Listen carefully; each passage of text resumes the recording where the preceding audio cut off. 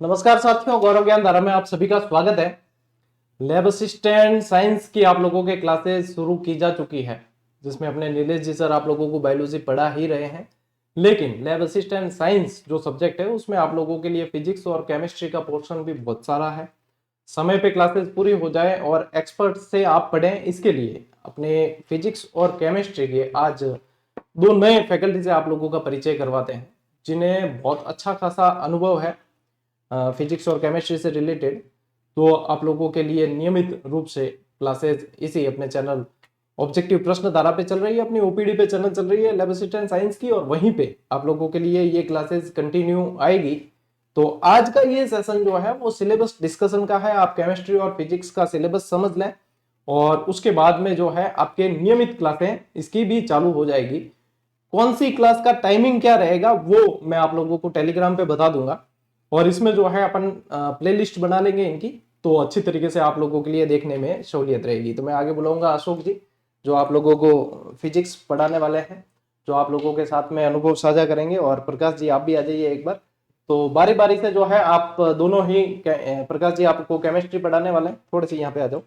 और अशोक जी जो है वो आप लोगों को फिजिक्स पढ़ाने वाले हैं, और नीलेश जी तो है ही जो आप लोगों को बायोलॉजी पढ़ाते हैं। तो आप लोगों के साथ में ये सिलेबस आज डिस्कशन करेंगे, आप अच्छी तरीके से समझ लीजिए। और फिर जैसे ही आपकी थ्योरी क्लासेस पूरी हो जाएगी तो ऑब्जेक्टिव क्लास के माध्यम से भी आप लोगों का रिवीजन करवाने का प्रयास किया जाएगा, ठीक है।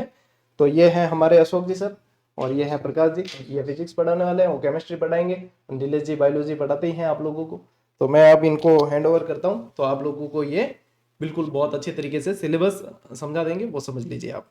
लो सर।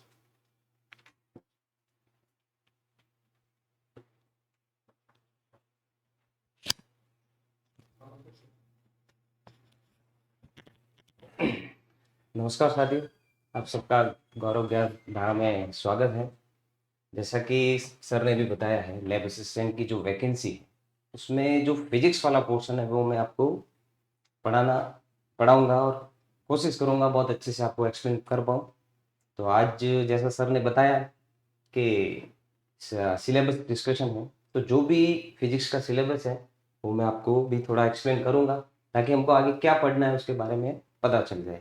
उसको अच्छे से डिटेल से हम बाद में क्लासेस लेंगे। तो अभी मैं आपको जो भी है सिलेबस का डिस्कशन हम स्टार्ट करते हैं। तो ये देखिए, लैब असिस्टेंट के लिए ही है, और आपको थंबनेल दिख ही रहा है फिजिक्स और केमिस्ट्री। तो फिजिक्स वाला पोर्शन में आपको मैं पढ़ाऊंगा। तो इसका जो सिलेबस का जो भी डिस्कशन है आज हम करते हैं, फिर जो भी है क्लासेस पर टॉपिक वाइज जैसे भी होगी तो क्लासेस आगे आपके आती जाएगी। तो अभी सिलेबस का जो पोर्शन है, फिजिक्स वाला जो पोर्शन है वो अभी हम डिस्कस करते हैं। इसमें जो भी सीनियर सेकेंडरी का होगा वही इसमें आपके लैब असिस्टेंट की वैकेंसीज में भी मिलेगा आपको। जैसे अगर फर्स्ट चीज देखें तो अब यहाँ पे डायनेमिक्स ऑफ रिजिड बॉडी, जिसको हम हिंदी में अगर देखें तो उसको बोलते हैं दृढ़ पिंड गतिकी। अब 11th में आपको मोस्टली डायनेमिक्स या क्लासिकल मैकेनिक्स हो गया या मैकेनिक्स वाला पोर्शन ही आपको देखने को मिलता है। तो उसी का सबसे पहला पोर्शन इसमें दे रखा है, जैसे डायनेमिक्स ऑफ रिजिड बॉडी, उसमें दे रखा है अपने टॉर्क है। टॉर्क मतलब वो होता है जब किसी ऑब्जेक्ट पर या किसी बॉडी पर एक्सटर्नल फोर्स लगने से वो जो रोटेशनल मोशन करता है, तो उसमें फोर्स और उस ऑब्जेक्ट पर लगने वाली जो परपेंडिकुलर डिस्टेंस है फोर्स की, उनका जो प्रोडक्ट होता है उसको हम टॉर्क बोलते हैं। अब टॉर्क ये जैसे नॉर्मल हम लीनियर मोशन लेते हैं, तो लीनियर मोशन में जो फोर्स काम करता है वही रोटेशनल मोशन में टॉर्क काम करता है, जिसको हम बल आघूर्ण भी कहते हैं। तो ये वाला पोर्शन हम इस रिजिड बॉडी डायनेमिक्स में या दृढ़ पिंड गतिकी में हम पढ़ेंगे। जैसे इसमें फर्स्ट पोर्शन जो है बल आघूर्ण, जैसे मैंने भी बताया, सिंपल मोशन के लिए हम फोर्स लेते हैं किसी भी ऑब्जेक्ट को मूव कराने के लिए। वही अगर किसी ऑब्जेक्ट की रोटेशनल मोशन चाहिए तो हमको उसमें टॉर्क चाहिए होता है, टॉर्क की रिक्वायरमेंट रहती है। उसके आगे अगर हम देखें तो कोणीय संवेग है। जैसे हम लीनियर मोमेंटम लेते हैं, वही रोटेशनल मोशन में जो मोमेंटम होता है या जो संवेग होता है उसको हम कोणीय संवेग कहते हैं। उसमें एक एक्स्ट्रा चीज ये है कि जो भी ऑब्जेक्ट रोटेशनल मोशन किसी एक पर्टिकुलर एक्सिस के अलोंग कर रहा है, तो वो जितना भी फोर्स उस पर लग रहा है उसका मोमेंटम जो है, तो ये परपेंडिकुलर डिस्टेंस उसमें और इंक्लूड हो जाती है। इसीलिए इसको कोणीय संवेग कहते हैं। और एक चीज, जब कोई ऑब्जेक्ट रोटेशनल मोशन करता है तो वो अपनी एंगुलर डिस्प्लेसमेंट में चेंज करता है या एंगुलर डिस्प्लेस होता है। इसीलिए यहाँ पे जितनी भी लीनियर मोशन है उसमें जैसे लीनियर मोमेंटम आता है, फोर्स, नॉर्मल जो फोर्स लगाते हैं किसी ऑब्जेक्ट की मोशन के लिए वो काम आता है। जितनी भी रोटेशनल मोशन के लिए चीज होगी तो उसमें सब में आपको देखने को मिलेगा कोणीय संवेग हो गया, कोणीय बल हो गया, जिसको हम बल आघूर्ण भी कहते हैं, ये वाली सारी चीजें देखने को मिलेगी। अब कोणीय संवेग संरक्षण इस ये भी बल आघूर्ण पर ही निर्भर करता है। अगर किसी ऑब्जेक्ट पर फोर्स हम लगा ही नहीं रोटेशनल मोशन करने के लिए या घूर्णन करने के लिए, तो उसका एंगुलर मोमेंटम मान लो वो पहले से, जैसे इनर्शिया भी हम पढ़ते हैं, जड़त्व जिसको बोलते हैं, कोई ऑब्जेक्ट अगर मोशन में है तो मोशन में रहता है और अगर रुका हुआ है तो वो रुका हुआ ही रहता है। तो उसी हिसाब से अगर वो एंगुलर मोशन कंटिन्यू एक पर्टिकुलर किसी वेलोसिटी से चल रहा है और अगर हम एक्सटर्नल फोर्स उसको एक्स्ट्रा दे ही ना तो रोकने के लिए ना चलाने के लिए, मतलब एक्सटर्नल टॉर्क जो है, ये बल आघूर्ण अगर उस पर 0 है तो उसका कोणीय संवेग जो है वो संरक्षित रहता है या कंजर्व रहता है। उसके बाद अगर देखें तो सरल ज्यामितीय वस्तुओं का जड़त्व आघूर्ण क्या होता है। जैसे नॉर्मल मोशन के लिए कोई ऑब्जेक्ट जब तक उसको हम एक्सटर्नल फोर्स नहीं देते हैं या कोई बल प्रदान नहीं करते तो उसकी गति नहीं होती है। तो वो गति करने, या तो वो गति करता ही रहेगा या गति करेगा नहीं, इसी को हम जड़त्व कहते हैं। ये हर एक ऑब्जेक्ट की या हर एक वस्तु की एक टेंडेंसी होती है या प्रॉपर्टी होती है, जो क्या करता है, अगर वो रुका हुआ है तो रुका हुआ ही रहना चाहता है और अगर वो मोशन कर रहा है किसी एक पर्टिकुलर वेलोसिटी से तो वो मोशन ही करना चाहेगा जब तक कि उसको कोई बाह्य बल या एक्सटर्नल फोर्स हम प्रोवाइड नहीं करते। ठीक है ना, तो उस चीज को हम बोलते हैं जड़त्व आघूर्ण बोलते हैं। ये तो सिर्फ होती है जड़त्व। अब आघूर्ण वर्ग कब इसमें यूज होता है, जैसे भी बोलते हैं, ये मोस्टली हम क्या किसके लिए पढ़ रहे हैं, रोटेशनल मोशन के लिए। तो जब कोई ऑब्जेक्ट रोटेशनल मोशन करेगा तो रोटेशनल मोशन में भी जड़त्व लगता है। अगर कोई ऑब्जेक्ट एक लीनियर वेलोसिटी से या पर्टिकुलर एंगुलर वेलोसिटी से वो रोटेशनल मोशन कर रहा है किसी एक एक्सिस के अलावा, तो वो कंटिन्यू करता ही रहेगा जब तक इसको कोई एक्सटर्नल फोर्स रोकने के लिए या उसकी अगर स्पीड को और बढ़ाना है रोटेशनल मोशन के लिए, तो अगर उस पर एक्सटर्नल फोर्स हम अप्लाई नहीं करते तो क्या होगा, या ना तो वो उसने स्पीड बढ़ाएगा और ना ही वो रुकेगा। जैसे नॉर्मल लीनियर मोशन के लिए जड़त्व होता है, ये हम रोटेशनल मोशन के लिए लगता है। अगर ये रोटेशनल मोशन किसी एक पर्टिकुलर स्पीड से कट रहा है तो वो करता ही रहेगा जब तक कि उस पर कोई एक्सटर्नल या बाह्य बल नहीं लगाया जाए। तो उस चीज को हम बोलते हैं जड़त्व आघूर्ण और इसको हम आई से डिनोट करते हैं और आई इक्वल टू होता है एम आर स्क्वायर।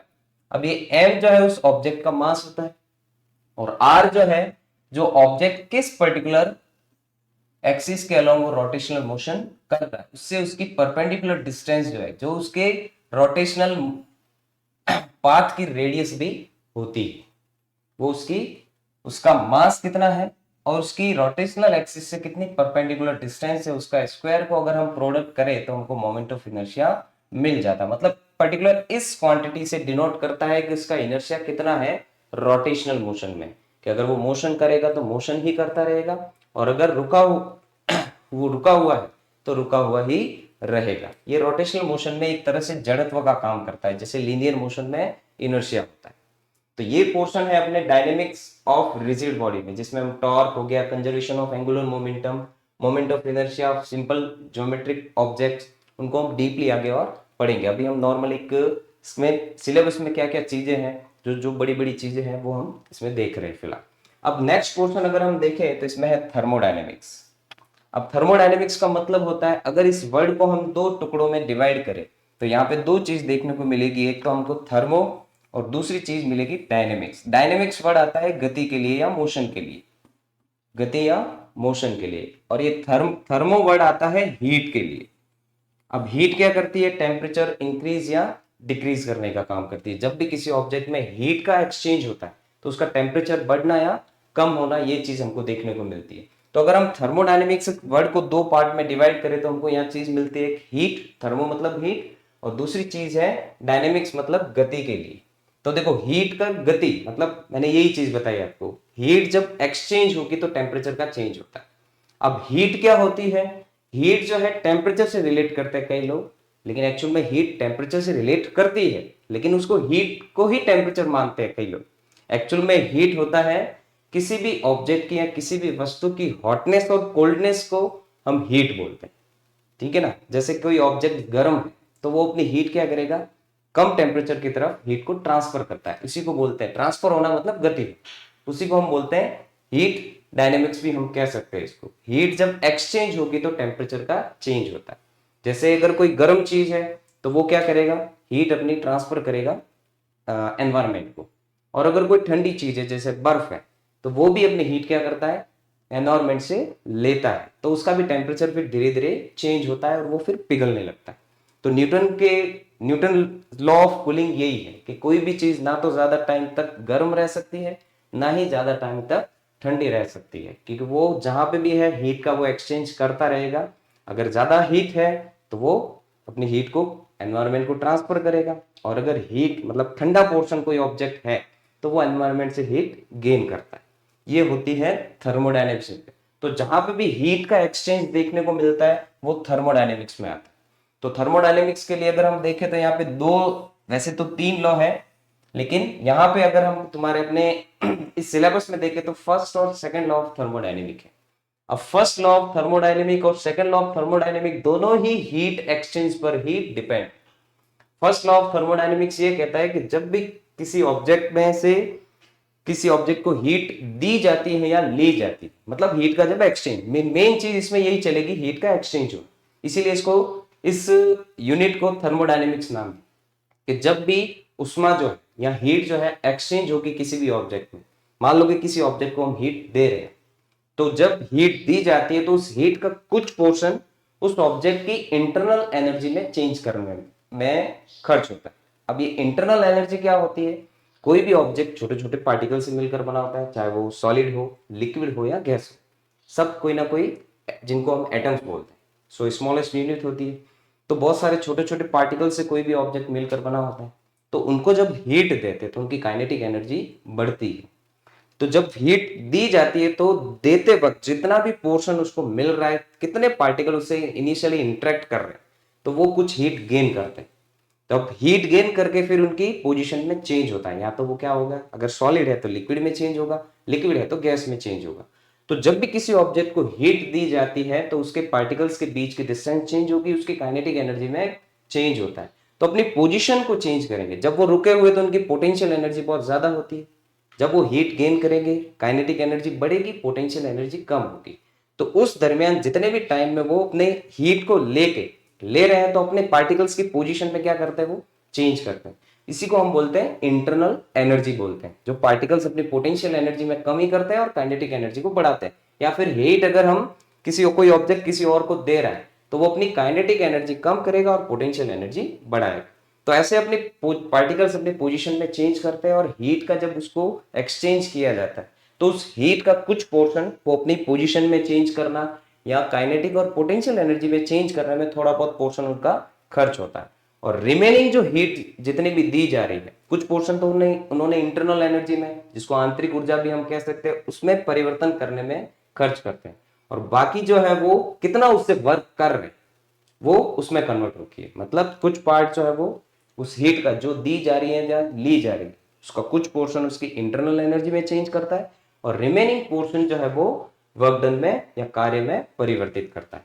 ये है फर्स्ट लॉ ऑफ थर्मोडायनेमिक। अब सेकंड लॉ के लिए दो स्टेटमेंट है, दो जनों ने अलग अलग स्टेटमेंट दी है, लेकिन ओवरऑल क्या कहता है सेकंड लॉ, मैं आपको बता देता हूं। सेकंड लॉ ऑफ थर्मोडायनेमिक यह कहता है कि कोई भी ऐसा एक इंजन जिसको हीट इंजन बोलते हैं, जैसे नॉर्मली बाइक वगैरह या सब इंजन में वही चीज होती है, कोई फ्यूल डालते हैं वो अब उससे एनर्जी गेन करता है, और बाकी जो है वो सिंक के थ्रू हीट को ट्रांसफर कर देता है वर्क डन में कन्वर्ट करने के बाद जो एक्स्ट्रा बचती है। तो सेकंड लॉ ऑफ थर्मोडायनेमिक्स यही कहता है कि ऐसा कोई इंजन बनाना पॉसिबल नहीं है जिस पर बिना एक्सटर्नल वर्क डन के ठंडी चीज को और ज्यादा ठंडी किया जा सके।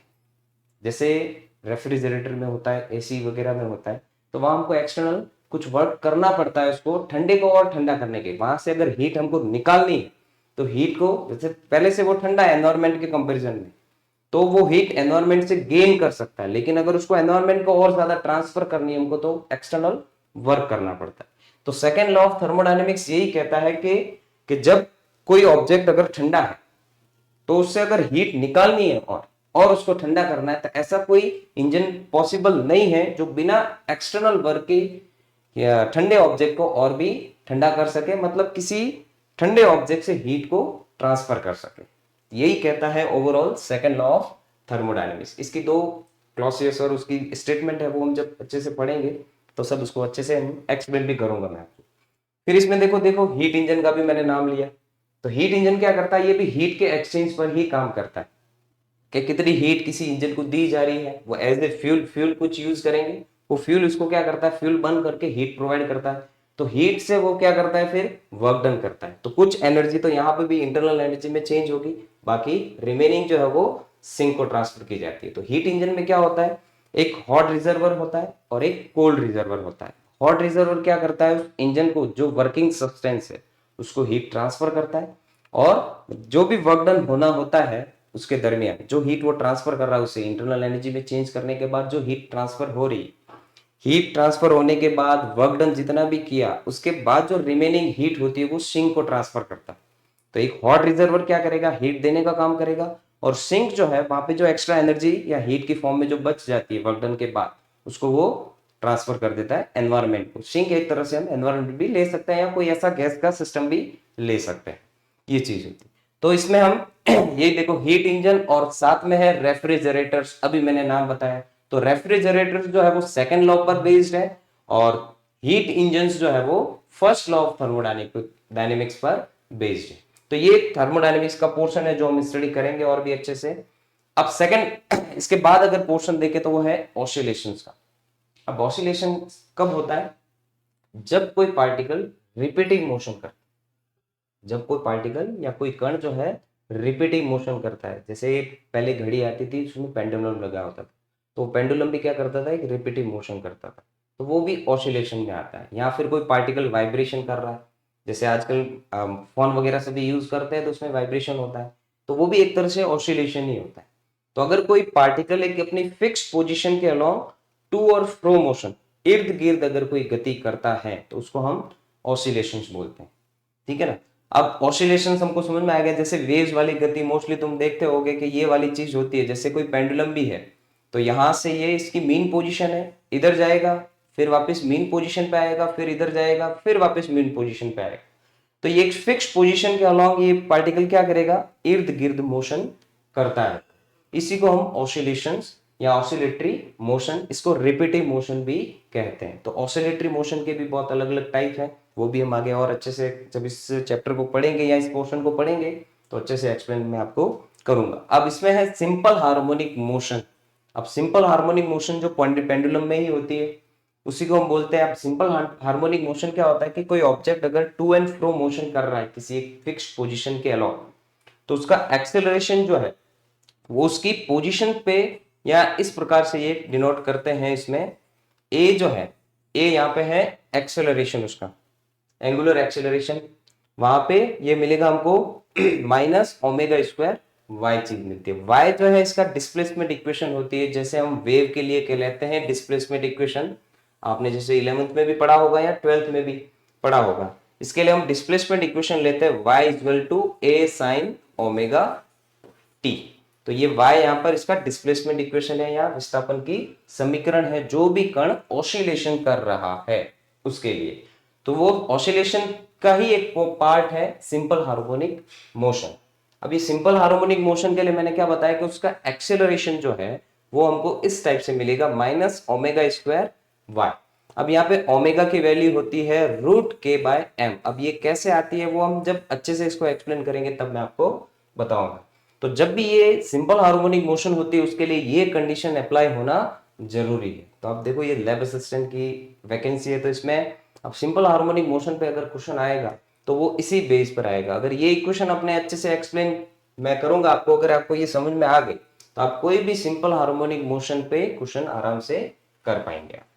ठीक है, तो उसको हम अच्छे से और करेंगे और इसके एग्जांपल्स भी देखेंगे हम कि सिंपल हार्मोनिक मोशन अगर कोई ऑब्जेक्ट कर रहा है, ऑसिलेशंस कर रहा है टू एंड फ्रो, तो उसमें भी अलग अलग टाइप की ऑसिलेटरी मोशंस होती है।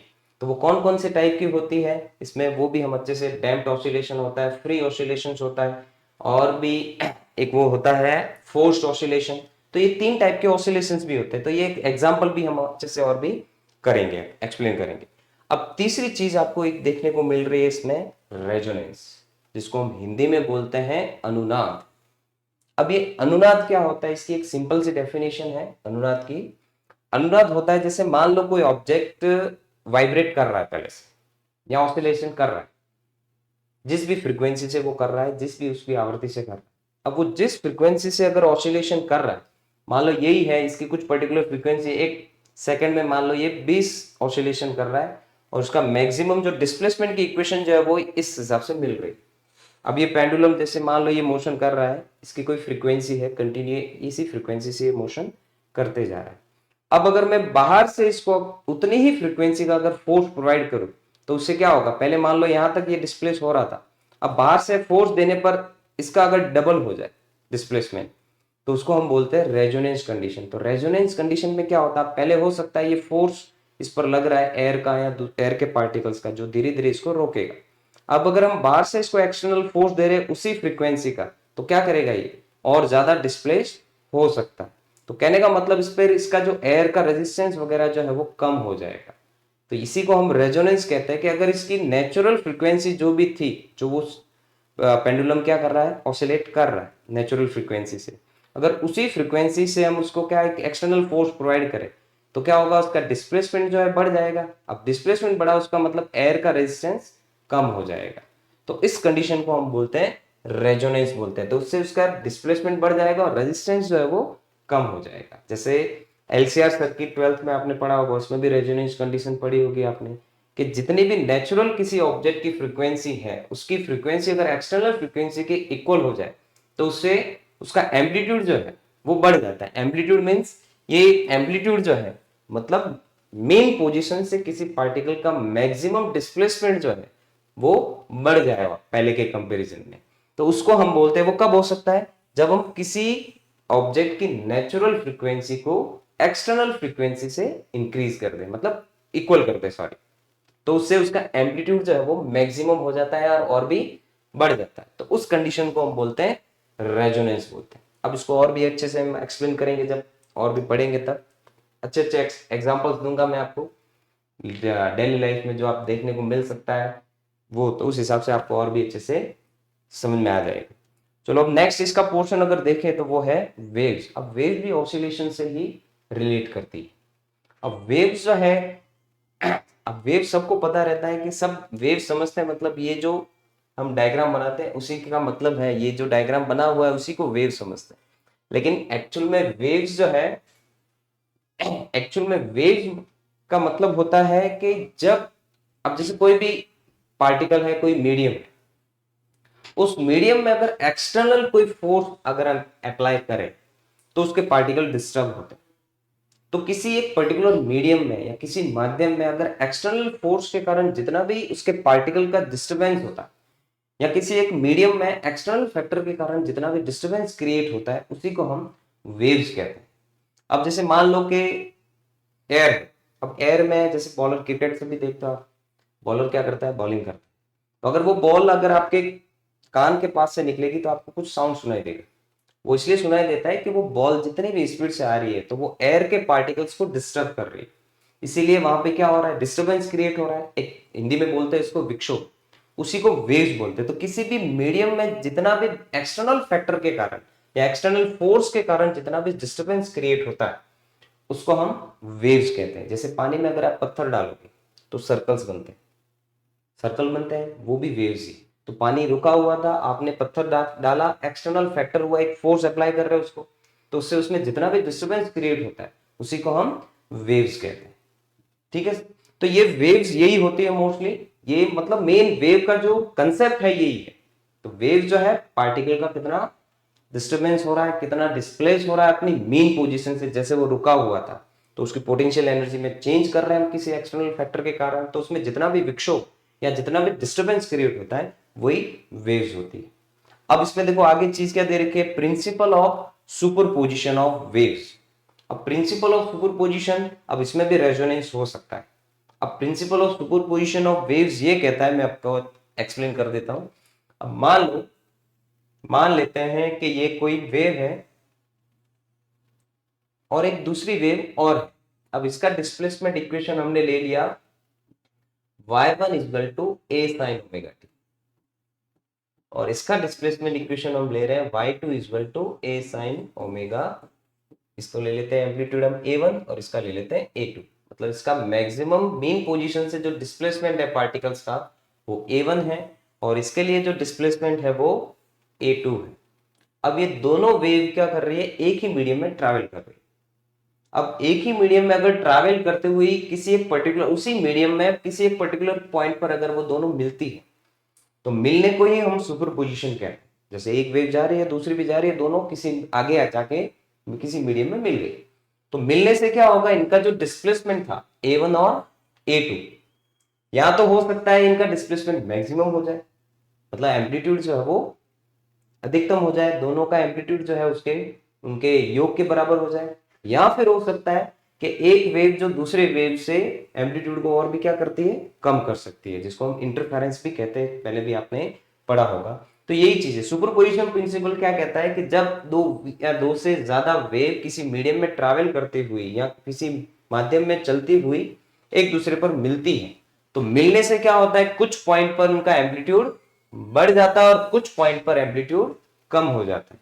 तो उससे हमको क्या चीज देखने को मिलती है कि इनका जो एम्पलीट्यूड है वो मैक्सिमम भी हो सकता है या फिर मिनिमम भी हो सकता है। अब ये मिनिमम कब मिलेगा, जब ये दोनों वेव्स जो है अपोजिट फेज की है, एक तो ये मिल रही है और दूसरी जो वेव आ रही है वो उसका फेज जो है उस पहले के कंपैरिजन में उसका फेज अपोजिट है। अब चाहे एम्पलीट्यूड कुछ भी हो, तो उससे हमको क्या चीज देखने को मिलेगी कि जो रिजल्टेंट वेव जो मिलेगी वो इन दोनों के एम्पलीट्यूड से रिजल्टेंट वेव का जो एम्पलीट्यूड है वो कम मिलेगा। मतलब यहां पे ये किसके बराबर होगा एम्पलीट्यूड, a1 माइनस a2। तो कुल मिला के सुपरपोजिशन प्रिंसिपल यही कहता है कि जब दो या दो से ज्यादा वेव किसी मीडियम में ट्रैवल करके अगर मिलती है किसी एक पर्टिकुलर पॉइंट पर, उसी मीडियम में, सेम मीडियम में, अलग अलग मीडियम में ये देखने को नहीं मिलेगा, सेम मीडियम में अगर दो वेव ट्रैवल करती हुई आगे किसी एक पर्टिकुलर पॉइंट पर अगर मिलती है तो उस मिलने को ही सुपरपोजिशन प्रिंसिपल कहते हैं। बाकी इनका डिस्प्लेसमेंट मैक्सिमम होगा या मिनिमम होगा मेन पोजीशन से, उसको हम इंटरफेरेंस में पढ़ते हैं। तो ये है सुपरपोजिशन प्रिंसिपल जो मैंने आपको एक्सप्लेन किया है। अब इसी में देखो डॉपलर इफेक्ट भी आप लोग देखने को मिल रहा है। अब डॉपलर इफेक्ट जो है साउंड में भी होता है और लाइट में भी होता है, मतलब ध्वनि तरंगों में भी ये देखने को मिलता है और प्रकाश तरंगों में भी ये चीज हमको देखने को मिलती है, डॉपलर इफेक्ट। अब देखो अच्छे से आपको एक थोड़ा सा एक बता देता हूँ कि डॉपलर इफेक्ट एक्चुअल में है क्या। जैसे किसी फंक्शन में जाते हैं हम, वहाँ स्पीकर वगैरह लगे होते हैं, तो जब हम स्पीकर के पास में जाते हैं तो स्पीकर क्या हो गया, एक तरह से सोर्स है और हम सुन रहे हैं, हम ऑब्जर्वर। तो स्पीकर के जब हम पास में जाते हैं तो उसकी साउंड हमको ज्यादा सुनाई देती है और जैसे उससे दूर जाते हैं तो साउंड कम सुनाई देती है। यही डॉपलर इफेक्ट है कि किसी सोर्स और ऑब्जर्वर की रिलेटिव मोशन के कारण उसकी सोर्स के जो भी वेव वो डिस्ट्रीब्यूट कर रहा है, हम तक ट्रांसफर कर रहा है, उसकी इंटेंसिटी में क्या फर्क देखने को मिलता है, यही डॉपलर इफेक्ट है। तो कितना ज्यादा आपको सुनाई देगा या कितना कम सुनाई दे रहा है, ये किसकी वजह से हो रहा है, उनकी रिलेटिव मोशन के कारण।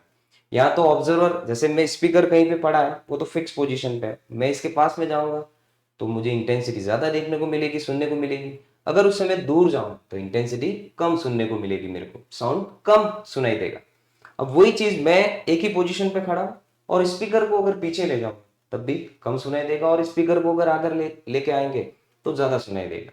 तो सोर्स और ऑब्जर्वर के बीच की जो रिलेटिव मोशन के कारण जितने भी साउंड वेव्स का या लाइट वेव्स का जितने भी इंटेंसिटी में जो भी फर्क देखने को मिलता है वो ही डॉपलर इफेक्ट है। तो ये अच्छे से हम और भी जब क्लासेस होगी तब अच्छे से मैं आपको एक्सप्लेन करूंगा कैसे स्पीकर पास में लाने से क्या चीज होती है, इंटेंसिटी पे क्या फर्क पड़ता है, एम्पलीट्यूड पे क्या चीज देखने को मिलती है, चेंजेस हमको, तो वो सारी चीजें हम देखेंगे। तो ये आपके मोस्टली ये जो जितना भी 4 पॉइंट मैंने आपको बताए हैं, जितना भी ये पोर्शन, ये आपको 11th क्लास के पोर्शन से ये लिया हुआ, जो मोस्टली आपको डायनेमिक्स हो गया या ये ऑसिलेशंस वगैरह, मोस्टली डायनेमिक्स वाला पोर्शन ही आपको देखने को मिलेगा, इसीलिए डायनेमिक्स से ही स्टार्ट किया हुआ है। तो ये मैकेनिक्स हो गया, क्लासिकल मैकेनिक्स वगैरह, ये सारा 11th क्लास से में ही 11th क्लास का पोर्शन आपको वही देखने को मिला। और अब हम आगे चलते हैं, तो आगे जो पोर्शन है इसमें सिलेबस का अपने, तो वो है हमारे 12th का पोर्शन। अब 12th अगर आप 12th पढ़ चुके हो वैसे आप, तो 12th का अगर देखेंगे तो सबसे पहले जो स्टार्टिंग है वो इलेक्ट्रोस्टैटिक से ही होता है। 12th की फर्स्ट बुक जो होती है उसका फर्स्ट चैप्टर भी यही है। अब देखो इलेक्ट्रोस्टैटिक क्या होता है, तो इस वर्ड को भी अगर हम दो पार्ट में डिवाइड करें तो फर्स्ट वर्ड हमको देखने को मिलेगा इलेक्ट्रो, और सेकंड वर्ड जो है वो स्टैटिक देखने को मिलेगा। तो चलो इलेक्ट्रो से तो हो सकता है उसको नहीं पता हो आपको, लेकिन स्टैटिक वर्ड जो है वो आपने सुना ही है। स्टैटिक का मतलब होता है रेस्ट पोजीशन। स्टैटिक को हम बोलते हैं, कोई अगर ऑब्जेक्ट रेस्ट पोजीशन पे है तो उसको हम बोलते हैं वो इसकी रेस्ट पोजीशन है या स्टैटिक पोजीशन है। तो स्टैटिक का मतलब हो गया रेस्ट। और इलेक्ट्रो या इलेक्ट्रिक या इलेक्ट्रिकल वर्ड कहीं पे भी अगर आपको सुनने को मिलता है या देखने को मिलता है, मतलब इस इलेक्ट्रो का वर्ड है यहाँ पे चार्ज इंक्लूड हो जाता है। इलेक्ट्रो का मतलब है चार्ज, जैसे चार्ज से आप मोस्टली आप भली बात ही जानते होंगे, चार्ज मतलब इलेक्ट्रॉन, प्रोटॉन, ये सारे चार्ज पार्टिकल। लेकिन चार्ज क्या होता है, ये इलेक्ट्रॉन पर भी चार्ज है, प्रोटॉन पर भी चार्ज है, मतलब ये चार्ज पार्टिकल है, आवेशित कण है। मैं आपको बता रहा हूं चार्ज क्या होता है या आवेश क्या होता है। तो चार्ज जो है वो कई ऑब्जेक्ट्स पे होता है, किन्हीं ऑब्जेक्ट्स पे नहीं होता, कुछ एलिमेंट्स पे होता है, कुछ पे नहीं भी होता है। तो चार्ज एक प्रॉपर्टी होती है जो किसी ऑब्जेक्ट पे हो भी सकती है और किसी पे नहीं भी हो सकती है। अब हो सकता है कि चार्ज उस ऑब्जेक्ट के अंदर आइसोलेटेड हो, तो उनको हम कैसे एक्साइटेड फॉर्म में ले आएंगे, वो भी कर सकते हैं। तो इलेक्ट्रिक का या इलेक्ट्रो वर्ड का मतलब होता है चार्ज से। तो चार्ज का मतलब होता है कि ये प्रॉपर्टी है किसी भी एक ऑब्जेक्ट पर या किसी भी वस्तु पर, जो क्या करती है, किसी दूसरे ऑब्जेक्ट पर बल प्रदान कर सकती है या उस दूसरे ऑब्जेक्ट से बल का अनुभव कर सकती है। या तो किसी ऑब्जेक्ट को फोर्स प्रोवाइड करेगा ये, या फिर किसी ऑब्जेक्ट से फोर्स खुद फील कर सकता है। तो ये चीज होती है। तो चार्ज जो है वो दो टाइप के हमको देखने को मिलते हैं, पॉजिटिव भी होते हैं और नेगेटिव भी होते हैं। पॉजिटिव का मैंने अभी आपको नाम बताया, जैसे प्रोटॉन हो गया, और नेगेटिव जो है वो आप भली बात ही जानते हैं इलेक्ट्रॉन होता है, उस पर नेगेटिव चार्ज। ऐसा नहीं इन दोनों पर ही होता है, बहुत से एलिमेंट्स हैं उन पर भी अलग अलग चार्जेस हमको देखने को मिल सकता है।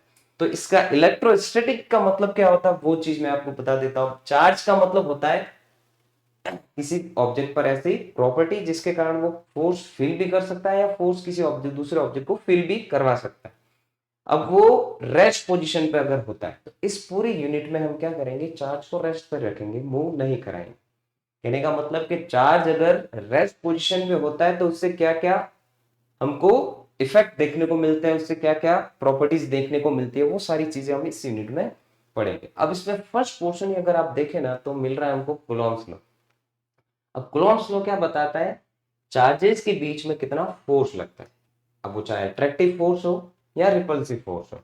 तो कूलॉम्स लॉ क्या बताता है, जैसे फॉर एग्जांपल मैं आपको बता देता हूं, एक चार्ज पार्टिकल है जो पॉजिटिवली चार्ज है और दूसरा नेगेटिवली चार्ज, मतलब कोई पार्टिकल है। अब इसमें ये इलेक्ट्रॉन भी ले सकते हैं, प्रोटॉन भी ले सकते हैं, या दूसरे भी कोई भी एलिमेंट्स हम ले सकते हैं। तो ये जैसे पॉजिटिवली चार्ज है, नेगेटिवली चार्ज है, मान लो ये दोनों एक दूसरे से किसी एक पर्टिकुलर डिस्टेंस पर प्लेस्ड है। कूलॉम्स लॉ क्या कहता है वो मैं आपको एक्सप्लेन कर रहा हूं। तो ये पॉजिटिव चार्ज है, ये नेगेटिव चार्ज है, इनके बीच की डिस्टेंस आर है। अब आपको सबको ही पता है कि पॉजिटिव और नेगेटिव जब अपोजिट चार्ज एक दूसरे के पास में आते हैं तो उनके बीच में अट्रैक्टिव फोर्स लगता है, और जब सेम चार्जेस अगर एक दूसरे के पास में लेते हैं तो उनके बीच में रिपल्सन फोर्स देखने को मिलता है। तो ये कितना फोर्स लगता है उसका अमाउंट ही कूलॉम ने बताया था। यही है कूलॉम्स लॉ। इसमें क्या है कि मान लो ये दो चार्जेस जो है किसी एक पर्टिकुलर डिस्टेंस पर प्लेस्ड है, इस पर पॉजिटिव चार्ज है, इस पर नेगेटिव। अमाउंट चार्ज का कितना भी हो सकता है, वो फोर्स को डिनोट करेगा। अमाउंट चार्ज का ज्यादा होगा तो फोर्स ज्यादा लगेगा, अमाउंट चार्ज का अगर कम होगा तो फोर्स कम लगेगा। अब मान लो पॉजिटिव चार्ज नेगेटिव चार्ज के कंपैरिजन में इसकी वैल्यू ज्यादा है, तो ये पॉजिटिव क्या करेगा, नेगेटिव को अपनी ओर अट्रैक्ट करेगा।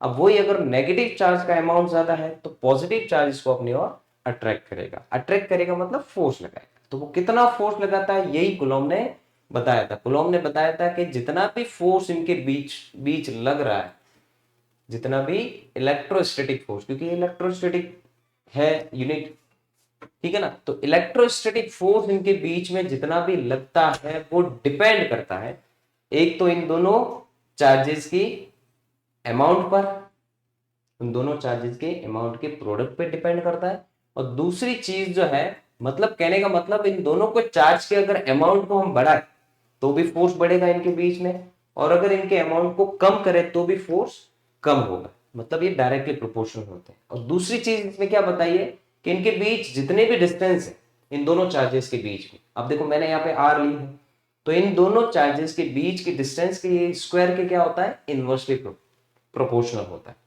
मतलब जितना हम डिस्टेंस बढ़ाएंगे तो फोर्स इसके स्क्वायर में कम होगा, या रूट में जैसे कह सकते हैं आप, तो स्क्वायर में कम होगा। ये चीज है, तो ये चीज यहाँ पे बता रखी है कि ये इसकी इनके बीच की डिस्टेंस हम जितनी बढ़ाएंगे फोर्स वीक होता जाएगा। जैसे मैग्नेट में लेते हैं, मैग्नेट में भी अगर हम दो मैग्नेट ले रहे हैं, उनके बीच की डिस्टेंस को अगर हम बढ़ाते हैं तो फोर्स वीक होता है, जैसे पास में लाते हैं तो वो ज्यादा अट्रैक्ट करते हैं।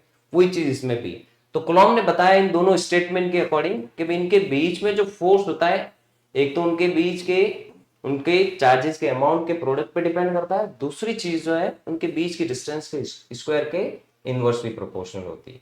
तो यहां से हमको क्या चीज देखने को मिलेगी कि इनके बीच में, इन दोनों चार्जेस के बीच में जितना भी इलेक्ट्रोस्टैटिक फोर्स है, अब देखो ये दोनों चार्जेस को हम रेस्ट पे ही रख रहे हैं, मूव नहीं करा रहे।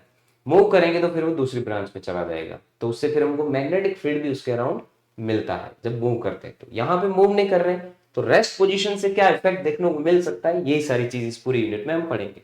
तो देखो यहाँ पे इलेक्ट्रोस्टैटिक फोर्स, कुलॉम ने क्या बताया कि इन दोनों चार्जेस के बीच में जितना भी इलेक्ट्रोस्टैटिक फोर्स लगेगा वो इन सब पर डिपेंड करता है। तो ये यहाँ तक तो हमने डिपेंडेंसी शो की है कुलॉम्स लॉ के अकॉर्डिंग।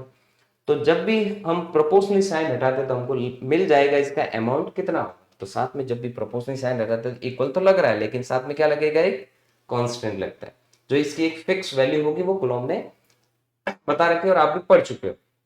तो इससे हमको देखो कुलॉम फोर्स क्या मिलता है, के Q1 Q2 upon are square. तो ये अमाउंट बताता है कुलॉम्स लॉ के इनके बीच में, दोनों चार्जेस के बीच में जो स्टैटिक है चार्ज, रेस्ट पोजीशन पे मूव नहीं कर रहे, तो उनके बीच में जितना भी फोर्स लगेगा, मतलब डिस्टेंस बढ़ाने पर कितना कम होगा या चार्ज बढ़ाने पर कितना बढ़ेगा, ये सारी चीज कुलॉम लॉ से हम ले सकते हैं। तो ये था कुलॉम्स लॉ। इसको हम और भी अच्छे से एक्सप्लेन करेंगे, इसके एग्जांपल्स भी लेंगे हम। तो देखिए अब ये तो हो गया कुलॉम्स लॉ। उसके बाद हम ले रहे हैं इलेक्ट्रिक फील्ड भी लेंगे। इलेक्ट्रिक फील्ड क्या होता है कि जब दो चार्जेस, कोई भी चार्ज, जैसे मैंने अभी बताया, चार्ज में, चार्ज क्या होता है, किसी भी ऑब्जेक्ट पर एक प्रॉपर्टी होती है, तो वो किसी ऑब्जेक्ट पे हो सकती है, किसी पे नहीं। अब ये प्रॉपर्टी होगी तो वो ऑब्जेक्ट क्या करेगा, या तो फोर्स फील करेगा किसी से, या किसी को फोर्स फील करवा सकता है, ये दोनों ही चीज मिली। अब ये कैसे करता है, तो जो भी चार्ज ऑब्जेक्ट होते हैं, जो भी आवेशित वस्तुएं होती है, वो अपने में से कुछ इलेक्ट्रिक फील्ड लाइंस जिनको हम कहते हैं, कुछ विद्युत क्षेत्र रेखाएं जो है, वो क्या करते हैं, ओरिजिनेट भी करते हैं और टर्मिनेट भी करते हैं। क्योंकि पॉजिटिव चार्ज क्या करता है, इलेक्ट्रिक फील्ड लाइंस को ओरिजिनेट करता है, मतलब अपने में से बाहर निकालता है। अब उसका जितना भी अमाउंट होगा तो उसकी इलेक्ट्रिक फील्ड लाइंस की, जो उसका इलेक्ट्रिक फील्ड होगा, उसकी रेंज ज्यादा होगी। जैसे फॉर एग्जांपल मैं आपको एक्सप्लेन कर दूं कि ये पॉजिटिव चार्ज मान, तो ये चार्ज है, अब ये क्या करेगा, अपने चारों तरफ एक फील्ड कंटेन करेगा। अब वो फील्ड कंटेन किसकी वजह से करता है, उन्हीं इलेक्ट्रिक फील्ड लाइंस की वजह से। तो जहां तक ये इलेक्ट्रिक फील्ड लाइंस पहुंचाएगा, वहां तक वो क्या कर सकता है, किसी भी ऑब्जेक्ट को फोर्स फील करवा सकता है, मतलब बल का अनुभव वो करवा सकता है। या किसी दूसरे ऑब्जेक्ट को अगर इसके फील्ड में लाते हैं तो वो उसको क्या करेगा, या तो अट्रैक्ट करेगा या रिपेल करेगा। तो यही कुलॉम ने भी बताया था। तो पॉजिटिव चार्ज हमेशा इलेक्ट्रिक फील्ड लाइंस को ओरिजिनेट करता है, और नेगेटिव चार्ज जो है वो हमेशा इलेक्ट्रिक फील्ड लाइंस को टर्मिनेट करता है। टर्मिनेट मतलब वो हमेशा ग्रहण करता है, पॉजिटिव चार्ज ग्रहण करता है, और नेगेटिव चार्ज जो है वो, सॉरी, पॉजिटिव चार्ज ओरिजिनेट करता है और नेगेटिव चार्ज जो है वो क्या करता है, टर्मिनेट करता है। मतलब विद्युत क्षेत्र रेखा अगर कहीं से मिल रही है तो वो टर्मिनेट करेगा। अब इसका मतलब ये नहीं कि सिर्फ वो टर्मिनेट ही करता है, वो भी अपने चारों तरफ एक इलेक्ट्रिक फील्ड जो है वो कंटेन करता है, इसकी भी कुछ रेंज होती है। अब इन दोनों को अगर हम पास में लाए तो देखो ये ओरिजिनेट करेगा और ये टर्मिनेट करेगा, तो इनके बीच में ये जो लाइंस मिल रही है ये दिखती नहीं है, इमेजिनरी होती है। तो ये लाइंस, इन्हीं को हम बोलते हैं इलेक्ट्रिक फील्ड लाइंस बोलते हैं, और इन्हीं इलेक्ट्रिक फील्ड लाइंस की वजह से कोई दूसरा ऑब्जेक्ट जो है दूसरा ऑब्जेक्ट जो है वो फोर्स फील करता है। ठीक है, तो ये है कुलॉम्स लॉ। और जो भी पॉजिटिव और नेगेटिव चार्ज क्या करते हैं ये मैंने आपको बता दिया इस इलेक्ट्रोस्टैटिक यूनिट में। अब देखो इसका आगे वाला पोर्शन मैं आपको बता देता हूं, और इसके बाद जो हम लेंगे गॉस थ्योरम। अब गॉस थ्योरम क्या होती है, गॉस थ्योरम ये बताती है कि कोई चार्ज ऑब्जेक्ट है, वो अगर एनक्लोज्ड किसी सरफेस में, तो वो अपने में से कितना इलेक्ट्रिक फील्ड लाइंस जो ओरिजिनेट करता है। तो ये सिर्फ एनक्लोज चार्जेस के लिए ही एप्लीकेबल होती है, तो इससे हम क्या कर सकते हैं, गॉस लॉ से, गॉस से हम ये पता कर सकते हैं कि कितना इलेक्ट्रिक फील्ड वो या इलेक्ट्रिक फ्लक्स जो है कोई ऑब्जेक्ट निकाल रहा है, कोई भी चार्ज जो है वो एनक्लोज्ड अगर है तो उस सरफेस में से कितना इलेक्ट्रिक फील्ड या कितना फ्लक्स जो है वो एक्सर्ट कर रहा है, वो इससे हम निकाल सकते हैं। जो बच्चे से हम पढ़ेंगे और आगे तक कर देंगे, और इसकी एप्लीकेशंस भी है वो भी हम अच्छे से और आगे एक्सप्लेन मैं आपको कर दूंगा। अब देखो नेक्स्ट जो इसका पोर्शन है, हम इलेक्ट्रिक करंट, देखो इस फर्स्ट में यूनिट में हमने क्या लिया था, चार्ज को रेस्ट पे रखा था।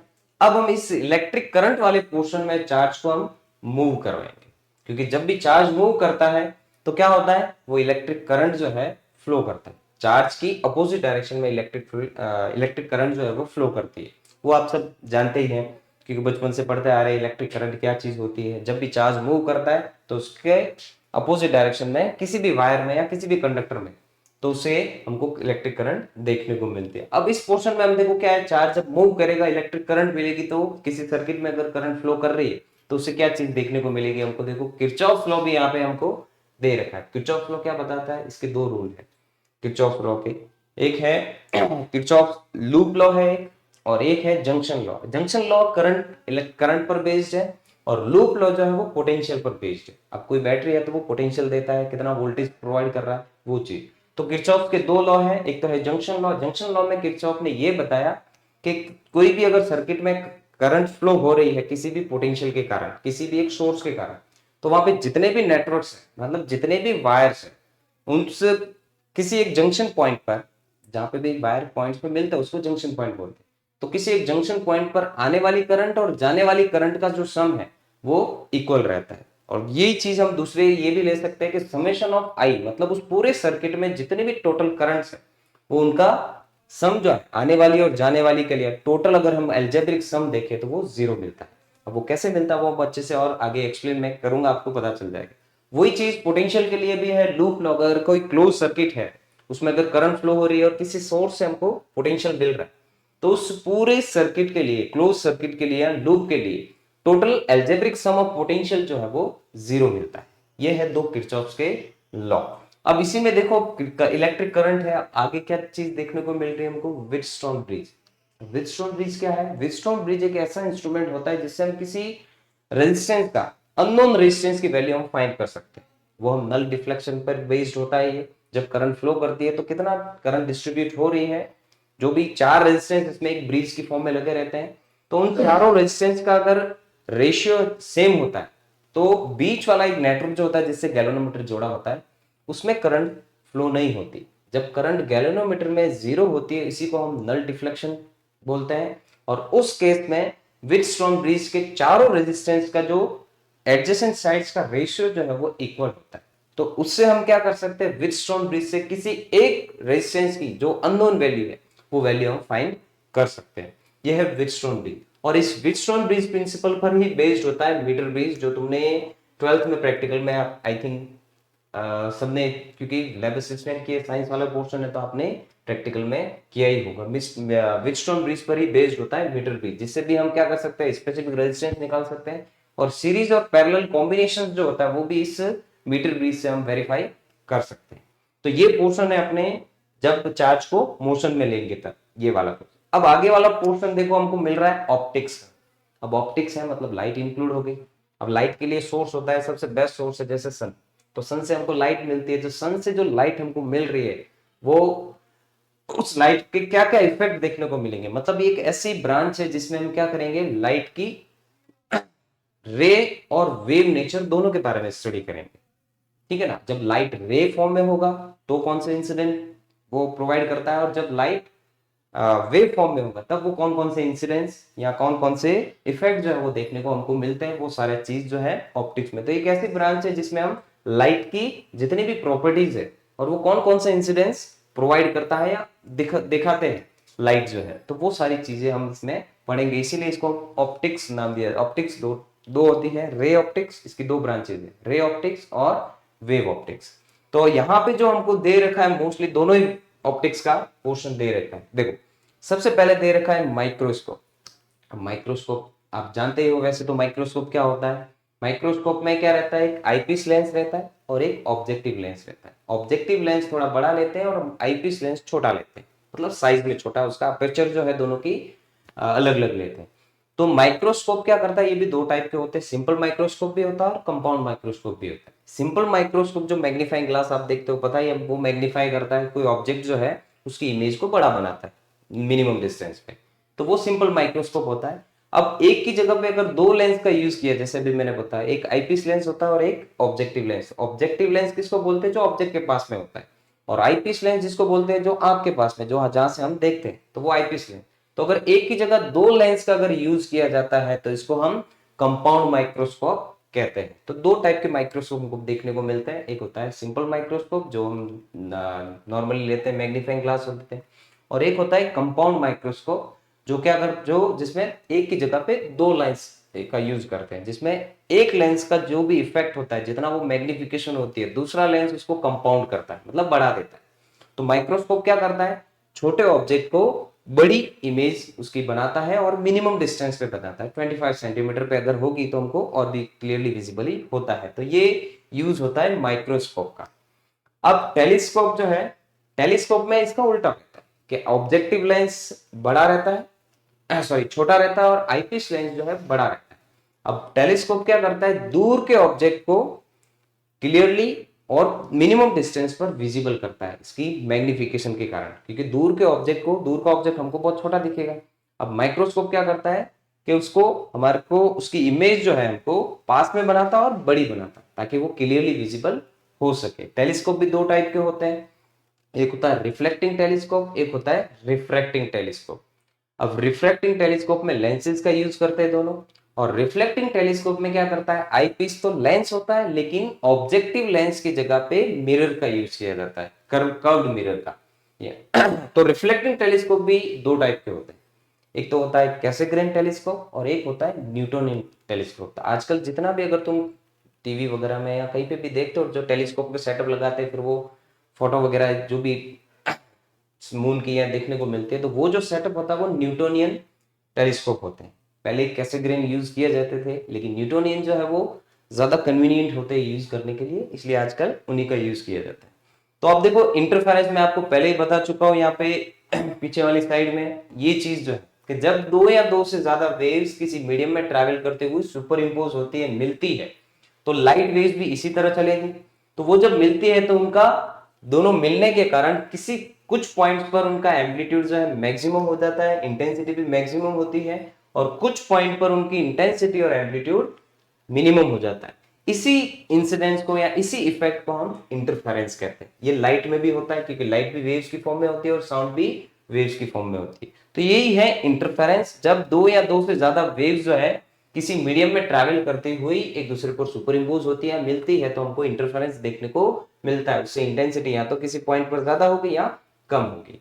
अब डिफ्रैक्शन जो है दूसरा जो है, जिसको हम विवर्तन भी कहते हैं हिंदी में, डिफ्रैक्शन कब देखने को मिलता है, जब कोई लाइट किसी सोर्स से किसी शार्प एज से, मतलब नुकीले किसी एज से या किनारे से टकराकर अगर वो अपने पाथ को डेविएट करती है तो उसको हम डिफ्रैक्शन कहते हैं। डिफ्रैक्शन की सिंपल सी यही डेफिनेशन है कि जब भी कोई लाइट जो है, जो सोर्स से लाइट आ रही है, वो अगर किसी शार्प एज से टकराकर अपने पाथ को डेविएट कर रही है तो उस इंसिडेंस को हम डिफ्रैक्शन कहते हैं। अब उसके बाद अगर देखें तो पोलराइजेशन है। अब पोलराइजेशन क्या होता है कि सन से जो हमको लाइट मिल रही है, सूर्य से जो हमको प्रकाश मिल रहा है, वो हर पॉसिबल डायरेक्शन में फैलता है, हर संभव दिशा में वो फैलने की कोशिश करता है, तो वो अनपोलराइज लाइट होती है। तो उस अनपोलराइज लाइट को हम कितना जितना कम हो सके उतनी पॉसिबल डायरेक्शन में उसको वाइब्रेट करवाएं या फैलाएं, उसको हम पोलराइजेशन कहते हैं। तो वो जो भी अनपोलराइज लाइट आ रही है, हमको मिल रही है, उसको हम पोलराइज कैसे कर सकते हैं, जैसे पोलराइड का यूज करते हैं आजकल लोग चश्मों में देखने का वगैरह जो भी है, उसमें पोलराइड का यूज करता है ताकि इसकी लाइट की इंटेंसिटी कम हो सके। जो आपने मेलस लॉ में भी पढ़ा होगा कि पोलराइड, और प्रैक्टिकल में भी आपने एक्टिविटीज की होगी कि एक होता है पोलराइड और एक होता है एनालाइजर, तो उनके बीच में जब एंगल का चेंज करते हैं तो हमको अनपोलराइज लाइट जो है, जो ज्यादा फैल रही है, वो कम फैलती है और इंटेंसिटी भी उसकी कम देखने को मिलती है। तो यही चीज होती है पोलराइजेशन। तो इसको हम और भी अच्छे से एक्सप्लेन करेंगे जब इनकी क्लास लेंगे हम अलग अलग। अब देखो नेक्स्ट जो आपकी यूनिट है वो है एटम। अब एटम क्या होता है आप सब भली भांति जानते ही हैं कि किसी भी सब्सटेंस की या किसी भी मैटर की जो स्मॉलेस्ट यूनिट होती है उसको हम एटम कहते हैं। अब एटम के बारे में सबसे पहले किसने बताया था आपको पता ही है, जॉन डाल्टन ने इसको बताया था कि हर एक चीज जो है वो कोई भी सब्सटेंस जो है कोई भी मैटर जो है छोटे छोटे पार्टिकल से मिलकर बना होता है जिनको हम एटम कहते हैं। मतलब एटम से ही हर चीज मिलकर बनती है। फिर जे थॉमसन ने बताया कि उसके अंदर इलेक्ट्रॉन भी होते हैं, उसका स्ट्रक्चर बताया, तो स्ट्रक्चर के लिए भी अलग अलग मॉडल आए थे। सबसे पहले जे थॉमसन ने, फिर रदरफोर्ड ने का मॉडल भी आया था, उसने अल्फा पार्टिकल स्कैटरिंग की थी किसी एक गोल्ड फॉइल पर, तो उससे भी बहुत सारी चीजें देखने को मिली। मोस्टली जो एटम का स्ट्रक्चर का पार्ट जो है वो रदरफोर्ड ने ही बताया। उसने फिर प्रोटॉन को डिस्कवरी की भी की थी, इलेक्ट्रॉन जिसके उसकी ऑर्बिट में रिवॉल्व करते हैं, ये सारी चीज भी रदरफोर्ड ने बताया था। वहां से कुछ रेडिएशन भी देखने को मिला उसका, जब अल्फा पार्टिकल इलेक्ट्रॉन से टकराता है, तो उसने बताया कि इलेक्ट्रॉन जो है वो रिवॉल्व कर रहा है उसके अराउंड। ये सारी चीजें भी उसने बताया। रदरफोर्ड के बाद आया था बोर। तो बोर ने क्या है, बोर ने ये चीज एक्सप्लेन की थी कि कौन सा इलेक्ट्रॉन किस ऑर्बिट में पर्टिकुलर मूव करेगा, ये बोर ने एक्सप्लेन किया था। तो बोर ने अपने हिसाब से एक मॉडल दिया था। तो बोर का जो मॉडल है उसने दो पोस्टुलेट दी थी, वो हम पोस्टुलेट अच्छे से आगे और पढ़ेंगे, लेकिन फिर भी मैं एक ओवरऑल आपको बता देता हूँ छोटी चीज के बोर मॉडल में आपको क्या चीज देखने को मिल जाएगी। बोर ने यही बताया कि इलेक्ट्रॉन उसी ऑर्बिट में रिवॉल्व करता है जिसका एंगुलर ऑर्बिटल एंगुलर मोमेंटम जो है वो h/2 का इंटीग्रल मल्टीपल होता है। और दूसरी चीज बोर ने ये भी बताई थी कि जब कोई इलेक्ट्रॉन एक ऑर्बिट से दूसरी ऑर्बिट में ट्रांजिशन करता है, तो जब इलेक्ट्रॉन जब ऑर्बिट में मूव कर रहा है तब कोई ट्रांजिशन या एनर्जी रिलीज नहीं करता, रेडिएट नहीं करता।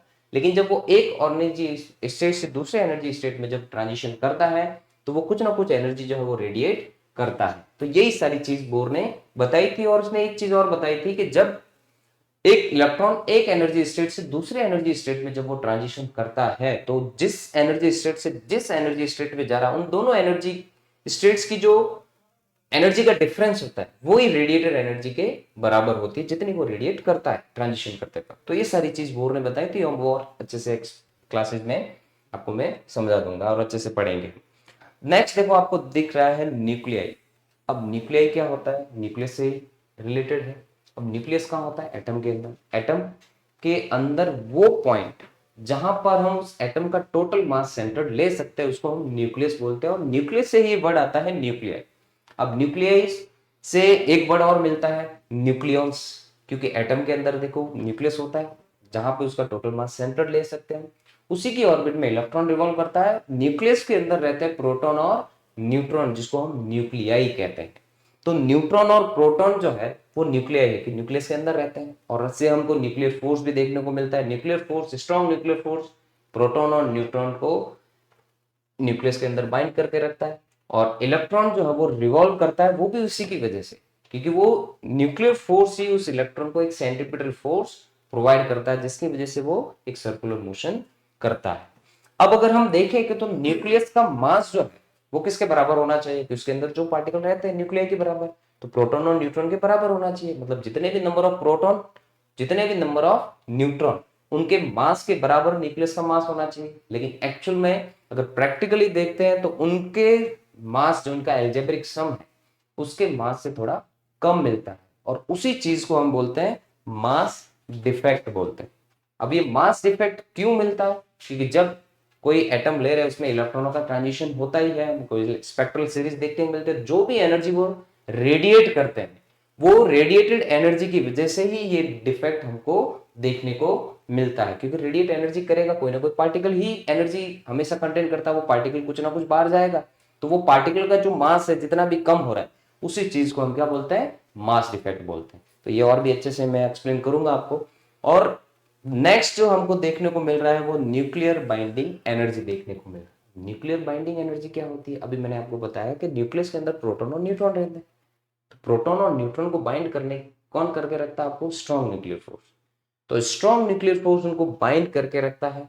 अगर उस बाइंड करके जितने भी फोर्स है वो रख रहा है, अगर हम अगर एक्सटर्नल कोई फोर्स दे उसको या एनर्जी दे ताकि प्रोटॉन और न्यूट्रॉन को हम बाहर निकाल सके, तो प्रोटॉन और न्यूट्रॉन को बाहर निकालने के लिए जितनी भी एनर्जी की रिक्वायरमेंट होगी उसको हम नाम देंगे न्यूक्लियर बाइंडिंग एनर्जी, या फिर इसको मास डिफेक्ट से भी हम रेडिएट कर सकते हैं कि जितनी वो एनर्जी रेडिएट कर रहा है, जितनी भी वो एनर्जी रेडिएट कर रहा है, तो उसको निकालने के लिए जितनी भी एनर्जी वो रेडिएट कर रहा है, कैसे निकला, कोई ना कोई पार्टिकल, तो उस पार्टिकल को निकालने के लिए जितनी भी उस मास डिफेक्ट के इक्विवेलेंट जो एनर्जी होगी उसको भी हम न्यूक्लियर बाइंडिंग एनर्जी कह सकते हैं, जिसको हम नाभिकीय बंधन ऊर्जा भी हिंदी में कहते हैं। अब न्यूक्लियर जो हमने लिया है, न्यूक्लियस एटम के अंदर रहता है, न्यूक्लियर पार्टिकल होते हैं, एटॉमिक पार्टिकल होते हैं। तो इससे हमको क्या चीज देखने को मिलती है, यहाँ पे अब दो चीज हमको और देखने को मिलती है। अगर हम रेडियोएक्टिव एलिमेंट्स की तरफ चले तो उन रेडियोएक्टिव एलिमेंट से हमको दो रिएक्शन और देखने को मिलता है, न्यूक्लियर फिजन और न्यूक्लियर फिजन। इसमें क्या रहता है कि जब दो छोटे पार्टिकल अगर मिक्स होके एक बड़े पार्टिकल का निर्माण करते हैं, मतलब एक दो एटम जो है, छोटे न्यूक्लियाई जो है वो मिलकर अगर दो छोटे न्यूक्लियाई जो है मिलकर बड़े न्यूक्लियाई का अगर निर्माण कर रहे हैं, मतलब बड़ा एक न्यूक्लियाई बना रहे हैं, तो इस रिएक्शन को हम बोलते हैं न्यूक्लियर फ्यूजन बोलते हैं। और फ्यूजन में क्या होता है कि दो एक बड़ा न्यूक्लियाई जो है दो छोटे न्यूक्लियाई में कन्वर्ट होता है। तो इस दौरान क्या होता है, इन दोनों, ये रिएक्शन है, न्यूक्लियर रिएक्शंस बोलते हैं इनको। इन दोनों ही रिएक्शन के अंदर क्या होता है कि जब दो छोटे न्यूक्लियाई बड़े में कन्वर्ट होते हैं तब भी कुछ एनर्जी हीट की फॉर्म में रिलीज करते हैं, और जब दो एक बड़ा जो दो में कन्वर्ट होता है तब भी कुछ हीट की फॉर्म में एनर्जी वो रिलीज करते हैं। उस हीट एनर्जी का हम और भी काम में ले सकते हैं, कुछ बिजली बनाने में वगैरह। तो ये न्यूक्लियर फिजन और फ्यूजन तो न्यूक्लियर रिएक्शंस बोलते हैं इनको। अब ये न्यूक्लियर रिएक्शंस जो है न्यूक्लियर रिएक्टर्स में होती है। तो ये और भी अच्छे आगे से हम आगे पढ़ेंगे तब और भी अच्छे से मैं एक्सप्लेन करूंगा आपको। अभी नेक्स्ट जो आपकी देखो यूनिट दे रखी है वो है सेमीकंडक्टर इलेक्ट्रॉनिक्स। मतलब सेमीकंडक्टर से जितने भी जो भी चीजें मिल सकती है कि इसमें कैसे करंट फ्लो होती है वगैरह। अब सेमीकंडक्टर क्या होता है, ना तो ये कंडक्टर है ना इंसुलेटर, लेकिन इन दोनों की तरह ये वर्क करते हैं, क्योंकि इनकी कंडक्टिविटी जो है वो टेम्परेचर पे डिपेंड करती है। इसीलिए इनको कई बार सुपर कंडक्टर्स की तरह भी यूज किया जाता है सेमीकंडक्टर्स। जैसे अगर नॉर्मली आप देखिए सिलिकॉन और जर्मेनियम जो है प्योर सेमीकंडक्टर्स है। तो ये सेमीकंडक्टर क्यों बोलते हैं इनको, क्योंकि इनकी कंडक्टिविटी जो है टेम्परेचर पे डिपेंड करती है, और इनकी कंडक्टिविटी जो है ये रूम टेम्परेचर पे तो कंडक्टर की तरह वर्क करते हैं, और 0 डिग्री सेंटीग्रेड टेम्परेचर पर ये इंसुलेटर की तरह वर्क करते हैं। मतलब इनकी कंडक्टिविटी जो है, कभी ये कंडक्ट कर भी सकते हैं, टेम्परेचर पे डिपेंड करती है। अगर 0 डिग्री सेंटीग्रेड टेम्परेचर ले तो ये कंडक्ट नहीं करेंगे, मतलब इंसुलेटर की तरह वर्क करते हैं। और अगर रूम टेम्परेचर पर ले तो ये कंडक्टर की तरह वर्क करते हैं, इसीलिए इनको सेमीकंडक्टर कहते हैं। क्योंकि कंडक्टर होगा वो एनी टाइम कंडक्ट करेगा, लेकिन टेम्परेचर बढ़ने पर उनकी भी कंडक्टिविटी कम होती है, लेकिन इनकी टेम्परेचर रूम टेम्परेचर तक 0 डिग्री सेंटीग्रेड से रूम टेम्परेचर तक इनकी कंडक्टिविटी टेम्परेचर पर डिपेंड करती है। इसीलिए इनको क्या किया, ये कभी कंडक्ट करेंगे कभी नहीं करेंगे, टेम्परेचर पर डिपेंड करता है, इसीलिए इनको सेमीकंडक्टर कहा जाता है। और इससे जितने भी सेमीकंडक्टर से जितने भी इलेक्ट्रॉनिक्स प्रोडक्ट्स बनते हैं, अब वो कैसे काम करते हैं वो सारी चीजें इसमें इस यूनिट में हम पढ़ेंगे। अब इसमें देखो अगर देखें तो सबसे पहला जो है आपने भी पढ़ा होगा 12th में, पीएन जंक्शन। अब पीएन जंक्शन क्या होता है, ये जैसे डायोड बनते हैं। अब इसमें पी टाइप सेमीकंडक्टर और एन टाइप सेमीकंडक्टर को जंक्शन क्रिएट किया जाता है। जंक्शन कैसे क्रिएट किया जाता है, प्योर सेमीकंडक्टर इसमें लिया जाता है, इसमें एक टाइप पेंटावेलेंट और एक साइड ट्राइवेलेंट इंप्योरिटीज जो है वो मिलाई जाती है, एक हाई टेम्परेचर पे इनको किया जाता है, ये डिफ्यूजन मेथड से। तो इसमें पीएन जंक्शन जो है क्रिएट किया जाता है। तो ये कहाँ पे यूज होते हैं पीएन जंक्शन या डायोड जो है वो एज अ क्या बोलते हैं स्टेबलाइजर की तरह इनका यूज किया जाता है, कि किसी भी कंपोनेंट को कितनी करंट पहुंचानी है तो वहां पे उस हिसाब से पीएन जंक्शन हो गया या डायोड हो गया उनका यूज किया जाता है। और इसी एक डायोड का एक और पोर्शन है जो हम लेते हैं जेनर डायोड। अब जेनर डायोड जो है, अब नॉर्मल जो पीएन जंक्शन डायोड होते हैं ये फॉरवर्ड बायस में भी यूज होते हैं। फॉरवर्ड बायस में ये मिली करंट और मिली ऑर्डर की करंट प्रोवाइड करते हैं, और रिवर्स बायस में ये माइक्रो ऑर्डर की करंट प्रोवाइड करते हैं, क्योंकि फॉरवर्ड बायस में पी टाइप को पॉजिटिव से कनेक्ट किया जाता है और एन टाइप को नेगेटिव से कनेक्ट किया जाता है। उससे इनका जो रेजिस्टेंस है वो कम होता है, मतलब उनके बीच की जो डिप्लेशन लेयर, जंक्शन पे जो डिप्लेशन लेयर, कैसे डिप्लेशन लेयर क्या होते हैं वो मैं आगे आपको जब क्लास लेंगे तब अच्छे से एक्सप्लेन करूंगा। तो डिप्लेशन लेयर जो है वो कम हो जाती है, मतलब इनके बीच जो बैरियर पोटेंशियल है वो कम होता है, तो रेजिस्टेंस भी कम होगा, तो उसमें वो करंट जो है मिली ऑर्डर की करंट जो है वो प्रोवाइड करते हैं। वही अगर हम रिवर्स बायस में यूज करें, रिवर्स बायस कब होता है, जब पी को नेगेटिव से और एन को पॉजिटिव से कनेक्ट करते हैं, तो इनके बीच की डिप्लेशन लेयर जो है वो बढ़ जाती है, उनका रेजिस्टेंस भी बढ़ जाता है, तो उससे वो माइक्रो ऑर्डर की करंट ही फ्लो करते हैं। क्यों, क्योंकि इनमें सिर्फ माइनॉरिटी चार्ज कैरियर सिर्फ जंक्शन की तरफ फ्लो करते हैं, लेकिन फॉरवर्ड बायस में क्या होता है, मेजोरिटी चार्ज कैरियर्स जो वो जंक्शन की तरफ फ्लो करते हैं तो रेजिस्टेंस कम हो जाता है, बैरियर पोटेंशियल भी कम हो जाता है। तो ये है पीएन जंक्शन नॉर्मल डायोड। अब एक स्पेशल टाइप का डायोड होता है जिसको हम जीनर डायोड बोलते हैं। वो क्या होता है, सिर्फ रिवर्स रीजन में ही इसका यूज किया जाता है। क्यों किया जाता है कि इसमें अमाउंट ऑफ डोपिंग जो है, जो हमने इंप्योरिटीज जैसे पेंटावैलेंट एंड ट्राइवैलेंट मिलाते हैं, इसमें अमाउंट ऑफ डोपिंग जो है नॉर्मल डायोड्स के कंपैरिजन में ज्यादा की जाती है। तो ये फॉरवर्ड रीजन में काम नहीं करता, ऐसे नहीं काम नहीं करता, करता है, बहुत कम करंट देता है जिसका कोई यूज नहीं होता। इसीलिए इसको जब रिवर्स रीजन में अगर यूज करते हैं तो माइक्रो ऑर्डर की करंट ये देता है। ये सिर्फ फॉर रिवर्स रीजन में ही काम करता है, वर्क करता है, ये फॉरवर्ड रीजन में काम नहीं करता है। अब बीच में अगर देखें तो यहाँ पे देखो ट्रांजिस्टर्स भी हमको देखने को मिलेंगे। डायोड्स में क्या होते हैं, 2 इलेक्ट्रोड्स होते हैं। ट्रांजिस्टर में जैसे ट्रायोड भी कह सकते हैं, इसमें 3 इलेक्ट्रोड्स होते हैं, ट्रायोड होते हैं। इसमें क्या रहता है, एक कलेक्टर रहता है, एक बेस रहता है और एक इमीटर होता है। कलेक्टर इलेक्ट्रॉन्स को कलेक्ट करने का काम करता है, बेस जो है इन दोनों को बेस प्रोवाइड करता है ताकि इलेक्ट्रॉन इनमें से फ्लो कर सके और यहां से यहां तक बेस सॉरी इमिट कलेक्टर जो है वो इलेक्ट्रॉन को कलेक्ट कर सके, बेस इन दोनों को बेस प्रोवाइड करता है और इमीटर का काम होता है इलेक्ट्रॉन को बाहर एक्सर्ट करने का काम। तो ये होता है, इसमें 3 इलेक्ट्रोड्स होते हैं, एक होता है इमीटर, एक होता है बेस और एक होता है कलेक्टर। डायोड्स में 2 होते हैं, एक पी टाइप और एन टाइप। लेकिन ट्रांजिस्टर में क्या रहता है, अगर कलेक्टर पी है तो बेस एन रहेगा और इमीटर भी पी रहेगा। अगर इमीटर या कलेक्टर अगर एन है, एन टाइप सेमीकंडक्टर है, तो बेस रहेगा पी टाइप, तो ये दूसरा भी एन टाइप ही रहेगा। तो ये ट्रांजिस्टर है, ये डायोड्स वगैरह ट्रांजिस्टर वगैरह इन सबको स्टेबलाइजर की तरह ही यूज किया जाता है। सबका अलग अलग काम है, वो हम अच्छे से और आगे जब क्लास लेंगे तब जो भी इनका काम होगा वो हम अच्छे से एक्सप्लेन करेंगे। अब आगे आपको देखने को मिलेगा इन्हीं ट्रांजिस्टर्स और डायोड्स का यूज लॉजिक गेट्स में किया जाता है। अब लॉजिक गेट्स जो है बाइनरी पे चलता है, या तो ऑन रहेगा या ऑफ। अब उसके लिए लॉजिक गेट्स में क्या रहता है कि अलग अलग हम लॉजिक सर्किट्स लेते हैं। टाइमिंग सर्किट जो होता है, जैसे आपको रेड लाइट सिग्नल्स वगैरह पे देखने को मिल सकता है, कभी रेड लाइट होती है, कभी ब्लू, कभी ग्रीन, सॉरी ब्लू नहीं, कभी ग्रीन देखने को मिलती है, कभी येलो देखने को मिलती है।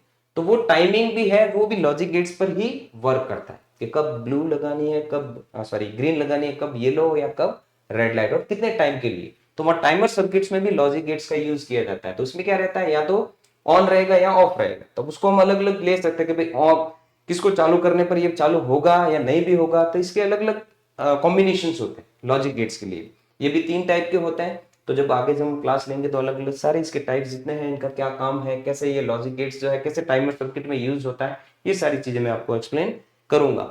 और देखो ये जो सेमीकंडक्टर डायोड जो मैंने आपको बताया, इनको हम एज अ रेक्टिफायर भी यूज करते हैं। रेक्टिफायर का मतलब होता है दिष्टकारी। हिंदी में अगर देखें तो हम देखें तो क्या होता है, दिष्टकारी या फिर रेक्टिफायर। अब रेक्टिफायर क्या होता है, रेक्टिफायर एक ऐसी डिवाइस है जो अल्टरनेट करंट को डायरेक्ट करंट में चेंज करता है। जो अल्टरनेट करंट को क्या करता है, डायरेक्ट करंट में चेंज करता है। रेक्टिफायर में यूज किया जाता है एक तो ट्रांजिस्टर सॉरी ट्रांजिस्टर नहीं, इसमें डायोड का यूज किया जाता है और ट्रांसफार्मर होता है। अब अगर हम सिंगल डायोड का यूज करते हैं तो वो हाफ वेव को ही रेक्टिफाई करता है, मतलब जो अल्टरनेट करंट है उसकी सिर्फ हाफ साइकिल को ही वो डायरेक्ट करंट में चेंज करता है। तो रेक्टिफायर का काम यही है, इसका प्रिंसिपल भी यही है। रेक्टिफायर एक ऐसी डिवाइस होती है जो अल्टरनेट करंट को डायरेक्ट करंट में चेंज करती है। अगर हम सिंगल डायोड का यूज करते हैं ट्रांसफार्मर के साथ तो वो हाफ वेव रेक्टिफायर होता है। और उसी की जगह पे अगर ट्रांसफार्मर के साथ अगर हम 2 डायोड का यूज करते हैं तो वो पूरी वेव को रेक्टिफाई करता है, मतलब अल्टरनेट करंट को डायरेक्ट करंट में चेंज करता है। तो ये था अपना सिलेबस का सारा पोर्शन जो हम इस फिजिक्स वाले पोर्शन में पढ़ेंगे। मैं आपको अच्छे से एक्सप्लेन करूंगा और भी जो डेली लाइफ में तुम्हारे एग्जांपल्स जो भी पर्टिकुलर टॉपिक लिया आपने, चाहे कोई भी टॉपिक लेंगे तो आपको डेली लाइफ में जो भी है सारे एग्जांपल्स लेके मैं आपको एक्सप्लेन करूंगा। धन्यवाद आपका, अच्छे से आपने सुना इसके लिए। तो ये वाला सारा सिलेबस मैंने आपको एक्सप्लेन कर दिया है। बाकी जैसे टॉपिक वाइज हम अच्छे से इनकी क्लास हर एक टॉपिक की लेते रहेंगे, आपको क्लासेस मिलती रहेगी। ओके, धन्यवाद।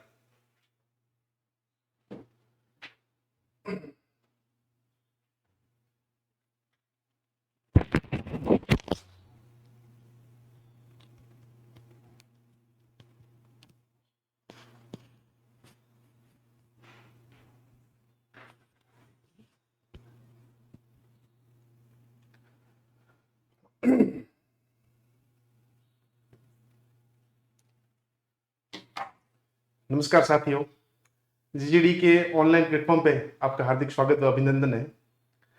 आज लैब असिस्टेंट की फिजिक्स और केमिस्ट्री का सिलेबस डिस्कशन का क्लास है।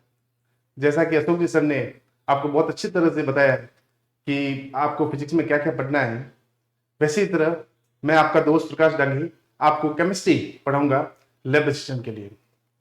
सिलेबस को स्टार्ट करने से पहले मैं आपको कुछ चीजें बताना चाहूंगा कि अपने 2 पेपर होंगे, उसमें एक तो जीके का पेपर है और एक अपने मेन पेपर है। फर्स्ट पेपर के अंदर 100 क्वेश्चन आएंगे 200 मार्क्स के, और वैसा का वैसा सेकंड पेपर में भी 100 क्वेश्चन आएंगे 200 मार्क्स के। और जो 200 मार्क्स के क्वेश्चन है उसमें 3 सेगमेंट है, एक तो बायोलॉजी है, एक फिजिक्स है और एक केमिस्ट्री है। वैसा कि आपको पता ही है, बायोलॉजी हमारे नीलेश सर पढ़ा रहे हैं और फिजिक्स हमारे अशोक जी सर पढ़ाएंगे, और केमिस्ट्री वाला जो पार्ट है वो मैं पढ़ाऊंगा, आपका दोस्त प्रकाश डांगी। चलिए तो सिलेबस की तरफ आगे बढ़ते हैं।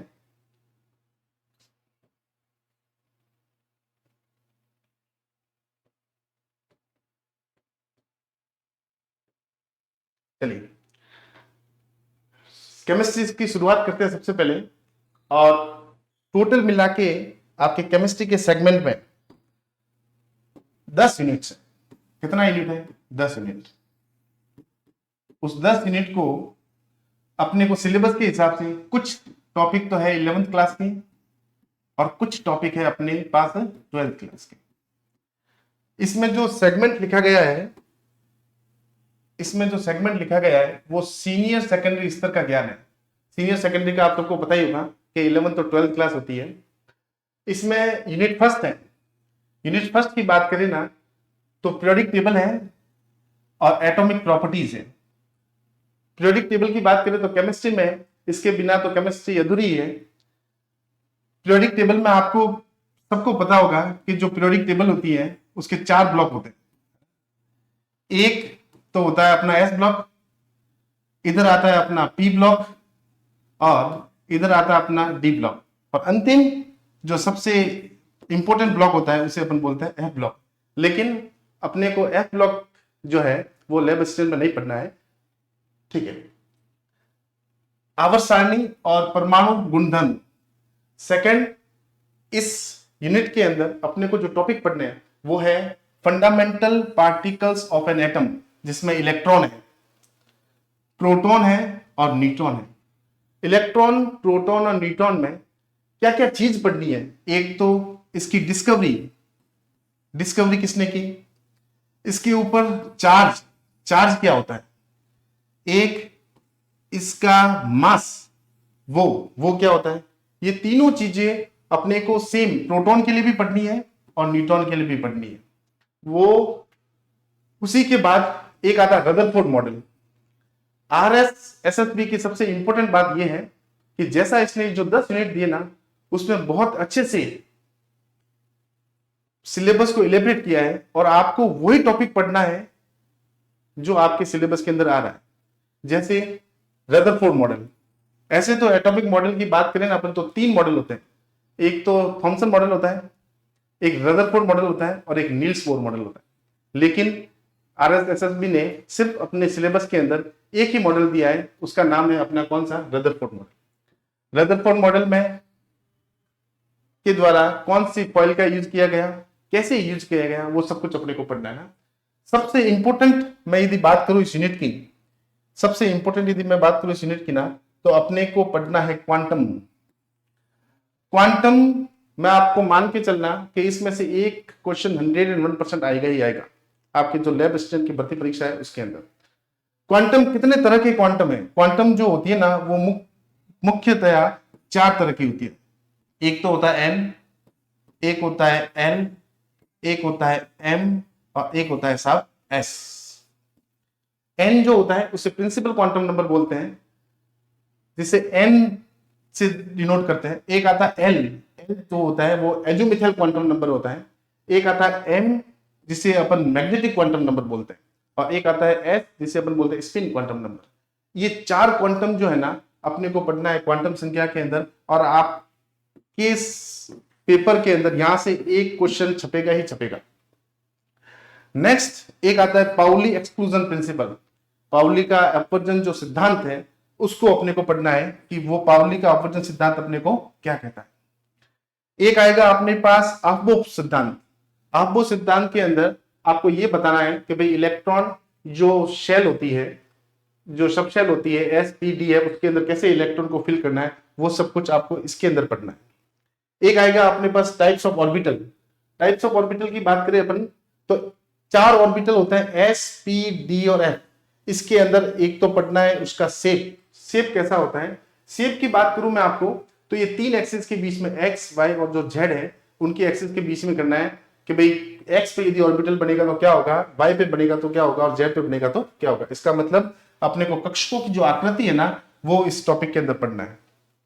सबसे इंपॉर्टेंट एक आता है हुन्स का नियम। हुन्स का नियम ये कहता है कि जब भी आपके पास कोई इलेक्ट्रॉन है उस इलेक्ट्रॉन को ऑर्बिट के अंदर कैसे फिल करना है वो आपको बताएगा कौन सा, हुन्स लॉ। पहले 1 इलेक्ट्रॉन बनना है या 2 इलेक्ट्रॉन बनने हैं या 3 इलेक्ट्रॉन बनने हैं, वो सब कुछ पढ़ना है अपने को हुन्स के नियम में। फिर आता है एक मॉडर्न पीरियोडिक टेबल, एक मेंडली पीरियोडिक टेबल आती है, वो आपको पढ़नी नहीं है। एक पढ़ना है अपने को कौन सा, modern periodic table. Modern periodic table आधुनिक आवर्त सारणी, ये आपके लिए बहुत इंपॉर्टेंट शो करेगी। एक आएगा वेरिएशन। वेरिएशन में आपको करना है, एक पढ़ना है अपने को साइज, सेकंड पढ़ना है आयोनाइजेशन पोटेंशियल। आयोनाइजेशन पोटेंशियल को अपन आयोनाइजेशन एनर्जी भी बोलते हैं कि भाई इलेक्ट्रॉन को कैसे बाहर भेजना या इलेक्ट्रॉन को कैसे अंदर लाना है।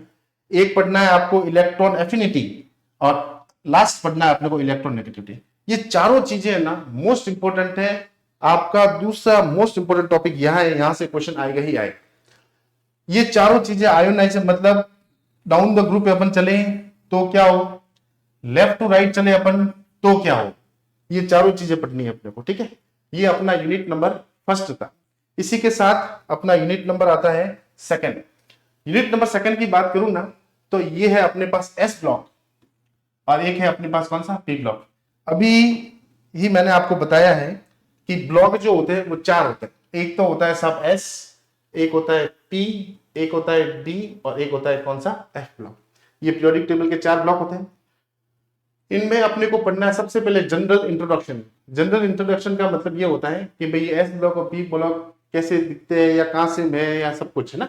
एक आता है इलेक्ट्रॉनिक कॉन्फ़िगरेशन। इलेक्ट्रॉनिक कॉन्फ़िगरेशन में कि भाई इलेक्ट्रॉन को कैसे फिल करेंगे इनके ऑर्बिटल के अंदर, एस के अंदर फिल कितना करेंगे, पी के अंदर कितना करेंगे, ठीक है। फिर आती है अपने को प्राप्ति। अकरेंस कहां से, मतलब ये अपन को कहां से मिलते हैं, कैसे मिलेंगे, एटमॉस्फेयर के अंदर या अर्थ के ऊपर ये कहां से मिलते हैं। एक आएगा अपने पास ऑक्सीकरण संख्या। ऑक्सीकरण संख्या इस यूनिट का इंपॉर्टेंट टॉपिक है। ऑक्सीकरण संख्या यहां से क्वेश्चन आ सकता है आपके लैब असिस्टेंट के अंदर। ऑक्सीकरण संख्या कैसे निकाली जाती है वो मैं आपको बताऊंगा। फिर आएगा अपने पास नेक्स्ट टॉपिक है trends in physical and chemical properties. Physical और केमिकल प्रॉपर्टीज की बात करें ना अपन तो बहुत सारी प्रॉपर्टीज होती है जो फिजिकल होती है, बहुत सारी प्रॉपर्टी होती है जो केमिकल होती है। क्या फर्क है फिजिकल और केमिकल प्रॉपर्टी के अंदर, वो सब कुछ आपको मैं इस टॉपिक में बताऊंगा जब भी अपन बहुत अच्छे से एक्सप्लेन करेंगे, बहुत अच्छे से एक्सप्लेन करेंगे। फिर आता है एक अपने पास inert pair effect. Inert pair effect की बात करें ना, इसका नाम से ही अपने को पता चलता अक्रिय युग्म प्रभाव। अक्रिय युग्म प्रभाव का मतलब ये होता है कि इसका जो इफेक्ट होता है ना वो बहुत वहां पे कम हो जाता है। नेक्स्ट अपने पास जो स्लाइड आती है यूनिट नंबर 3, ये आपके 11th का पोर्शन रहेगा। इसमें आपको यदि मैं बता दूं कि कुछ पोर्शन 11th का भी है और कुछ पोर्शन 12th का भी है।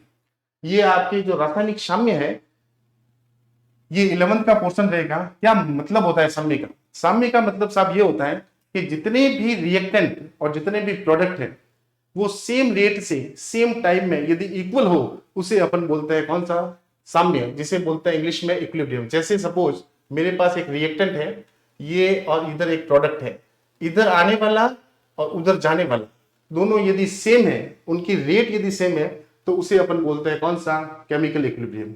और ये केमिकल इक्विलिब्रियम क्यों है? क्योंकि ये अपन केमिकल रिएक्शन से के अंदर यूज करते हैं, इसीलिए इसको बोलते हैं अपन कौन सा, केमिकल इक्विलिब्रियम। जिसमें सबसे फर्स्ट पढ़ना अपने को साम्य को प्रभावित करने वाले कारक, factor affecting equilibrium. Factor affecting equilibrium मतलब टेम्परेचर क्या इफेक्ट कर सकता है, उसका कॉन्सेंट्रेशन क्या इफेक्ट कर सकता है, प्रेशर क्या इफेक्ट कर सकता है, ठीक है, इनर्ट गैस क्या यूज कर सकती है, इन सारों चीजों को पढ़ना है अपने को इस टॉपिक के अंदर, जो आता है साम्य को प्रभावित करने वाले कारक। और यहां से भी एक क्वेश्चन बन सकता है। एक आएगा अपने पास रिवर्सिबल एंड इरिवर्सिबल रिएक्शन। इसका मतलब होता है उत्क्रमणीय और अनुत्क्रमणीय अभिक्रियाएं। कुछ अभिक्रियाएं ऐसी होती है जो रिएक्टेंट से प्रोडक्ट बना सकती है, कुछ अभिक्रियाएं वो होती हैं जो प्रोडक्ट से रिएक्टेंट बना सकती है, ठीक है। तो उन सारी चीजों को अपने को पढ़ना है, एक तो उत्क्रमणीय में और एक पढ़ना अपने को कौन सा, अनुत्क्रमणीय के अंदर। नेक्स्ट एक आएगा रासायनिक साम्य के नियम। मतलब जब भी अपने पास कोई भी केमिकल इक्विलिब्रियम होगा तो उसके कौन कौन से लॉ है, किन किन चीजों का अपने को ध्यान रखना पड़ेगा, उन सभी को जितने भी लॉ है वो पढ़ना है अपने को कौन सा, केमिकल इक्विलिब्रियम में। चलिए साहब, नेक्स्ट है अपने पास लय सतिल्य। लय सतिल्य भी इस टॉपिक का सबसे इंपॉर्टेंट पार्ट है, जिसमें से एक क्वेश्चन आपके यहाँ क्लिक हो सकता है, ठीक है सर। चलिए एक यहां से टॉपिक हो सकता है अपने पास। नेक्स्ट है अपने पास यूनिट फोर्थ। यूनिट फोर्थ की बात करें ना तो एक आता है अम्ल क्षार साम्य, acid base equilibrium. Acid base equilibrium ऊपर वाला जो पढ़ा अपन ने वो तो था आपके पास केमिकल, ये वाला जो आया है वो आया ना आयोनिक इक्विलिब्रियम। आयोनिक इक्विलिब्रियम का मतलब ये होता है कि यहाँ पे जो साम्य अवस्था होगी वो आयंस के लिए होगी। अब मैं आपको ये बता दूं कि आयंस क्या होता है। आयंस मतलब जब भी कोई स्पीसीज इलेक्ट्रॉन को डोनेट करती है या उसको गेन करती है, मतलब यदि कोई इलेक्ट्रॉन को त्यागता है या इलेक्ट्रॉन को ग्रहण करता है, तब जाके जो आवेश उस किसी भी स्पीसीज के ऊपर आता है उसे अपन बोलते हैं कौन सा, आयंस बोलते हैं, ठीक है। तो इसमें पढ़ना है अपने को कौन सा, अम्ल क्षार साम्य। एक आती है अपने पास पीएच। पीएच आप सबको पता ही होगा, एक इतना बड़ा सा स्केल आता है जिसके अंदर 7 पीएच होती है। यहां से ऊपर होता है वो सारा कहलाता है बेस कहलाता है, और 7 से नीचे साब होता है वो सारा कहलाता है एसिड। एक आएगा अपने पास कॉमन आयन इफेक्ट। ये इफेक्ट तो नाम से ही पता चल जाता है कि सपोज किसी भी सॉल्यूशन के अंदर, किसी भी विलयन के अंदर यदि वो आयंस पहले से प्रेजेंट है और उसी आयन को यदि उस विलयन में डाला जाता है तो जो इफेक्ट होता है उसे अपन बोलता है कौन सा, कॉमन आयन इफेक्ट। मतलब कि जब इस सॉल्यूशन में H प्लस पहले से प्रेजेंट है मान लो, और मैंने यहां से डाल दिया ऊपर से H प्लस, ठीक है। तो अब H प्लस जैसे ही मैंने इस विलयन के अंदर डाल दिया तो H तो पहले से प्रेजेंट है, H तो पहले से उपस्थित है। तो इसका मतलब इसके लिए जो ऊपर से डालने वाला जो है आयंस, वो इसके लिए किसकी तरह शो करेगा, कॉमन की तरह शो करेगा। किसकी तरह शो करेगा साहब, कॉमन की तरह। इसीलिए इस इफेक्ट को बोलते हैं अपन कौन सा, कॉमन आयन इफेक्ट। नेक्स्ट एक आएगा अपने पास बफर सॉल्यूशन। बफर सॉल्यूशन मतलब जो स्टेलाइज्ड सॉल्यूशन होते हैं, कहाँ यूज होता है, कैसे बफर सॉल्यूशन बनाया जाता है, वो सब कुछ इस टॉपिक के अंदर अपने को पढ़ना है। एक आएगा अपने पास एसिड बेस टाइट्रेशन। टाइट्रेशन ये प्रैक्टिकल वाला पोर्शन है जिसमें अपन एसिड और बेस को कैसे टाइट्रेट करेंगे वो सब कुछ सीखना है, ठीक है। जैसे ही मैं आपको ये टॉपिक बताऊंगा उसके बारे में बहुत अच्छे से ब्रीफ करूंगा, जिससे आपको बहुत अच्छे से समझ में आ जाए।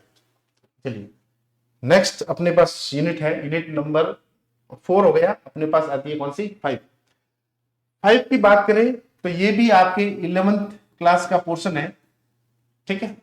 गैसीय स्टेट मतलब गैसीय अवस्था, गैस कैसे वर्क करती है, गैस कौन कौन से लॉ को फॉलो करती है, उन सभी को अपने को इसमें पढ़ना है। इसका फर्स्ट आता है गुणधर्म।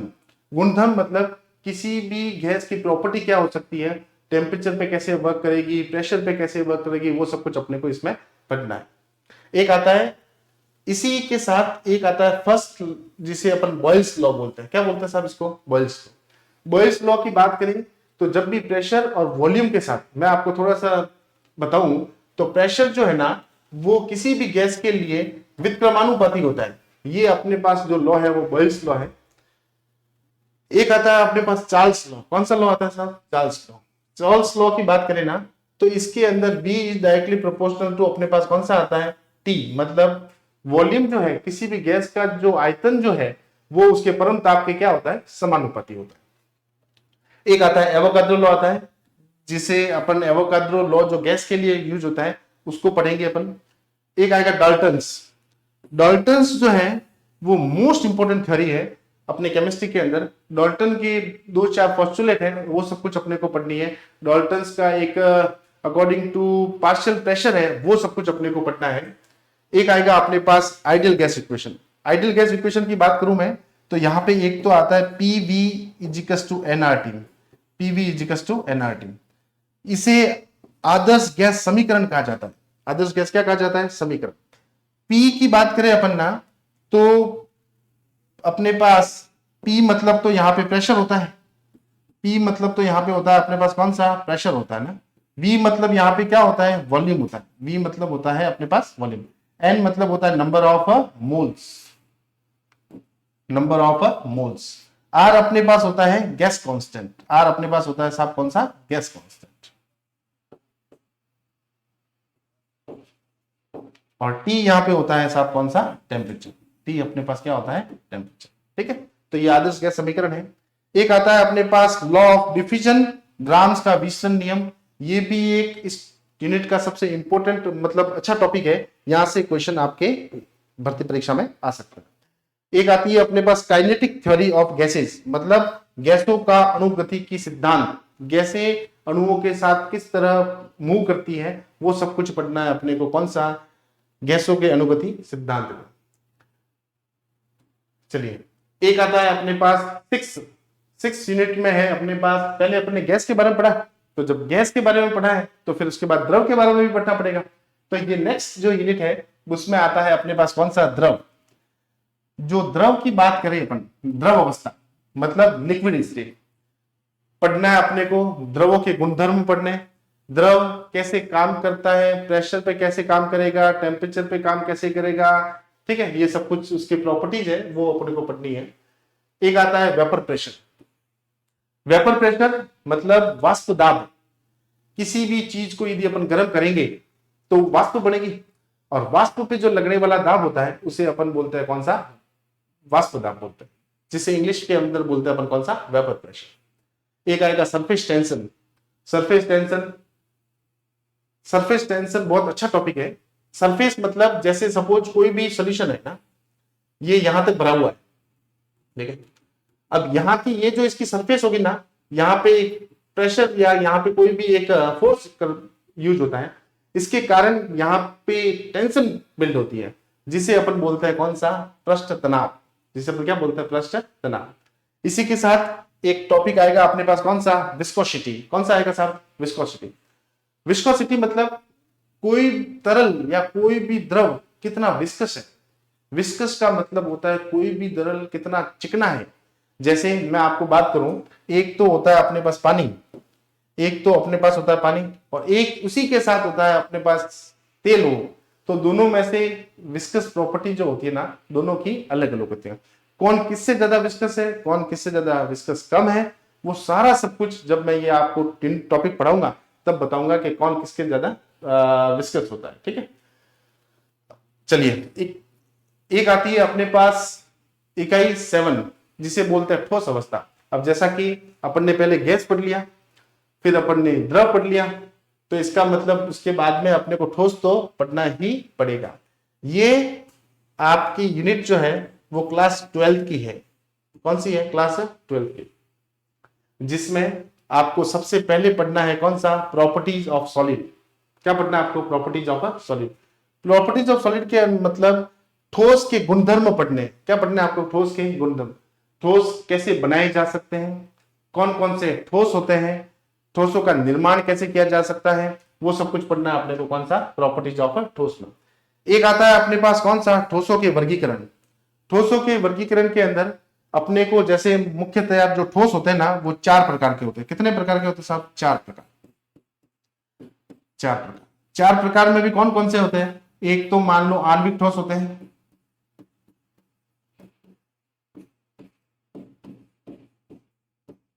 एक होता है धात्विक ठोस,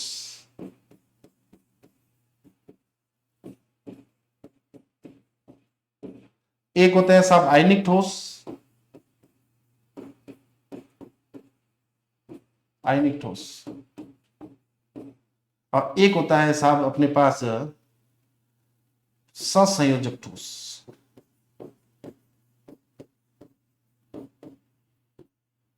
ससंयोजक ठोस, और ससंयोजक ठोस है उसे हम नेटवर्क ठोस भी बोलते हैं। कौन सा ठोस बोलते हैं? नेटवर्क ठोस। ठीक है, चलिए, तो इसका मतलब जो वर्गीकरण है वो अपने को पढ़ना है किसमें? क्लासिफिकेशन ऑफ सॉलिड्स में।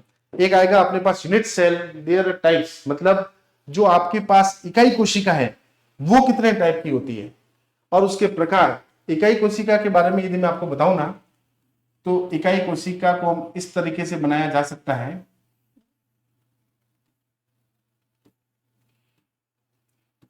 और ये सारी जो इकाई कोशिका है वो जहां पे भी अपने को जो मिल रही है लाइनें, वहां पे क्या होता है अपने पास? परमाणु। चलिए, यहाँ पे अपने पास 1 2 3 4 5 6 7 और 8 इस टाइप की जो होती है इसे अपन बोलते हैं एक एक कोशिका। क्या बोलते हैं इसको? अपने पास एक एक कोशिका कहे, या इसको बोल सकते हैं अपन कौन सा? Unit cell. क्या बोल सकते हैं इसको साहब? Unit cell. ठीक है, नेक्स्ट अपने को पढ़ना है packing of crystal. Packing of crystal मतलब हेक्सागोनल पैक होगा या टेट्रागोनल पैक होगा। किसी भी क्रिस्टल के अंदर परमाणुओं की जो संख्या होती है वो किस तरीके से पैक किया जा सकता है। जैसे मान लो अपने पास कोई रूम है, उस रूम के अंदर कितने टेबल को अपन रखा जा सकता है, कितनी चेयर्स को अपन रखा जा सकता है, वैसा का वैसा सिस्टम अपने को इसमें पढ़ना है कि अपन क्रिस्टल को कैसे पैक कर सकते हैं। ठीक है, एक टॉपिक और आएगा अपने पास जिसमें structure of simple ionic compound. Simple ionic compound मतलब सामान्य आयोनिक यौगिकों की संरचना। कौन कौन से आयोनिक यौगिक होते हैं, उनकी संरचना कैसी होती है, उनको कैसे बनाया जा सकता है, वो सब कुछ पढ़ना है। एक आएगा डिफेक्ट इन क्रिस्टल, जो इस यूनिट का इंपॉर्टेंट टॉपिक में से आप मान के चलना आपकी इस भर्ती परीक्षा के अंदर एक क्वेश्चन आएगा ही आएगा, जहां से आएगा आपके पास फ्रेंकल है और एक आता है अपने पास कौन सा? शॉर्टकी। फ्रेंकल कैसा होता है, शॉर्टकी कैसी होती है, वो सारा सब कुछ बताऊंगा मैं, बहुत अच्छे से बताऊंगा वो जब भी अपन ये टॉपिक पढ़ेंगे। तो ये अपनी 7 यूनिट कंप्लीट हो गई है। नेक्स्ट जो यूनिट है वो है अपने पास इकाई 8, जिसे बोलते हैं अपन कौन सा? विलयन, जिसे अपन बोलते हैं कौन सा? सॉल्यूशन। और ये वाला जो पोर्शन है, ये वाला पोर्शन जो आपके क्लास 12th से लिया गया है। ठीक है, इसके अंदर एक पढ़ना है अपने को सल्यूट, एक पढ़ना है अपने को कौन सा? सल्यूट पढ़ना है। कौन सा पढ़ना है अपने को? सल्यूट। एक है अपने पास सॉल्वेंट और एक है अपने पास सॉल्यूशन। अब सब आपको पता ही होगा कि सॉल्यूशन जो होता है ना, सॉल्यूशन की बात करें तो विलयन भी जो होते हैं ना, वो 2 तरह के होते हैं। एक तो होता है समांगी, ठीक है ना, ठीक है, विलयन की बात करें होता है अपने पास कौन सा? समांगी। और एक होता है अपने पास कौन सा? विषमांगी। एक तो होता है समांगी और एक होता है अपने पास कौन सा? विषमांगी। समांगी की बात करें अपन तो इसको बोलते हैं साहब कौन सा? होमोजीनियस। कौन सा बोलते हैं इसको? होमोजीनियस। और इसको बोलते हैं साहब कौन सा? हेट्रोजीनियस। हेट्रोजीनियस बोलते हैं। ठीक है, विलय सबको पता होगा कि यदि किसी सॉल्यूशन की बात करें अपन, ये मैंने एक सॉल्यूशन ले लिया ना, इस सॉल्यूशन में ये तो मैंने ले लिया वाटर, और ऊपर से यदि मैंने इसके अंदर मिला लिया NaCl, तो इसका मतलब क्या है कि जो NaCl अपन ने मिलाया है वो तो यहाँ पे वर्क करेगा सल्यूट की तरह। किसकी तरह बात करेगा अपने पास? सल्यूट की तरह। और H2O जो है ना, वो बिहेव करेगा किसकी तरह? सॉल्वेंट की तरह। एक तो होगा विलय और एक होगा विलायक। विलय कैसे पता लगेगा अपने को? विलय मतलब जिसमें जो विलयन के अंदर कम मात्रा में हो उसे तो बोलते हैं अपन कौन सा? विलय। और जो अधिक मात्रा में होता है उसे अपन बोलते हैं कौन सा? विलायक। विलय मतलब विलय तो खुद घुलता है और विलायक हमेशा किसी दूसरे सब्सटेंस को अपने अंदर घोलता है। ठीक है, तो ये अपने को पढ़ना है कौन सा? विलय पढ़ना है, विलायक पढ़ना है और विलयन पढ़ना है। चलिए, दूसरा टॉपिक की बात करें अपन तो पढ़ना है concentration of solution. Concentration of solution, कोई भी विलयन होगा वो किन किन कॉन्सेंट्रेशन पे डिपेंड करता है, कैसे कॉन्सेंट्रेशन को बढ़ाया जा सकता है, कैसे कॉन्सेंट्रेशन को कम किया जा सकता है, वो पढ़ना है। और उसमें भी कौन से टॉपिक पढ़ना है? एक तो पढ़ना है मोलैरिटी, एक तो पढ़ना है मोलैरिटी, जिसे अपन कैपिटल M बोलते हैं। क्या बोलता है? Capital M। एक आता है नॉर्मेलिटी, जिसे बोलता है कैपिटल N। एक आता है फॉर्मेलिटी, जिसे बोलता है कैपिटल F। और एक आता है मोलैलिटी, जिसे बोलते हैं साहब स्मॉल n। और एक जो सबसे लास्ट है वो है अपने लास्ट नहीं, उसके बाद वेट परसेंटेज भी है। मोल को बोलते हैं अपन कौन सा, एक्स, जिसे मोल फ्रैक्शन बोलते हैं। एक आएगा वेट परसेंटेज, मतलब किसी भी विलयन के अंदर विलय का परसेंटेज कितना है और विलायक का परसेंटेज कितना है। ठीक है, ये पढ़ना है अपने को किसमें, कॉन्सेंट्रेशन ऑफ सॉल्यूशन में। चलिए, एक आएगा अपने पास types of solution. Types of solution में एक तो गैस सॉल्यूशन होता है, एक लिक्विड सॉल्यूशन होता है, और एक होता है कौन सा, सॉलिड सॉल्यूशन। गैस सॉल्यूशन का मतलब क्या, आपको जैसा कि मैंने बताया कि कोई भी विलयन होता है ना, कोई भी विलयन, उसके कितने पार्ट होते हैं, दो।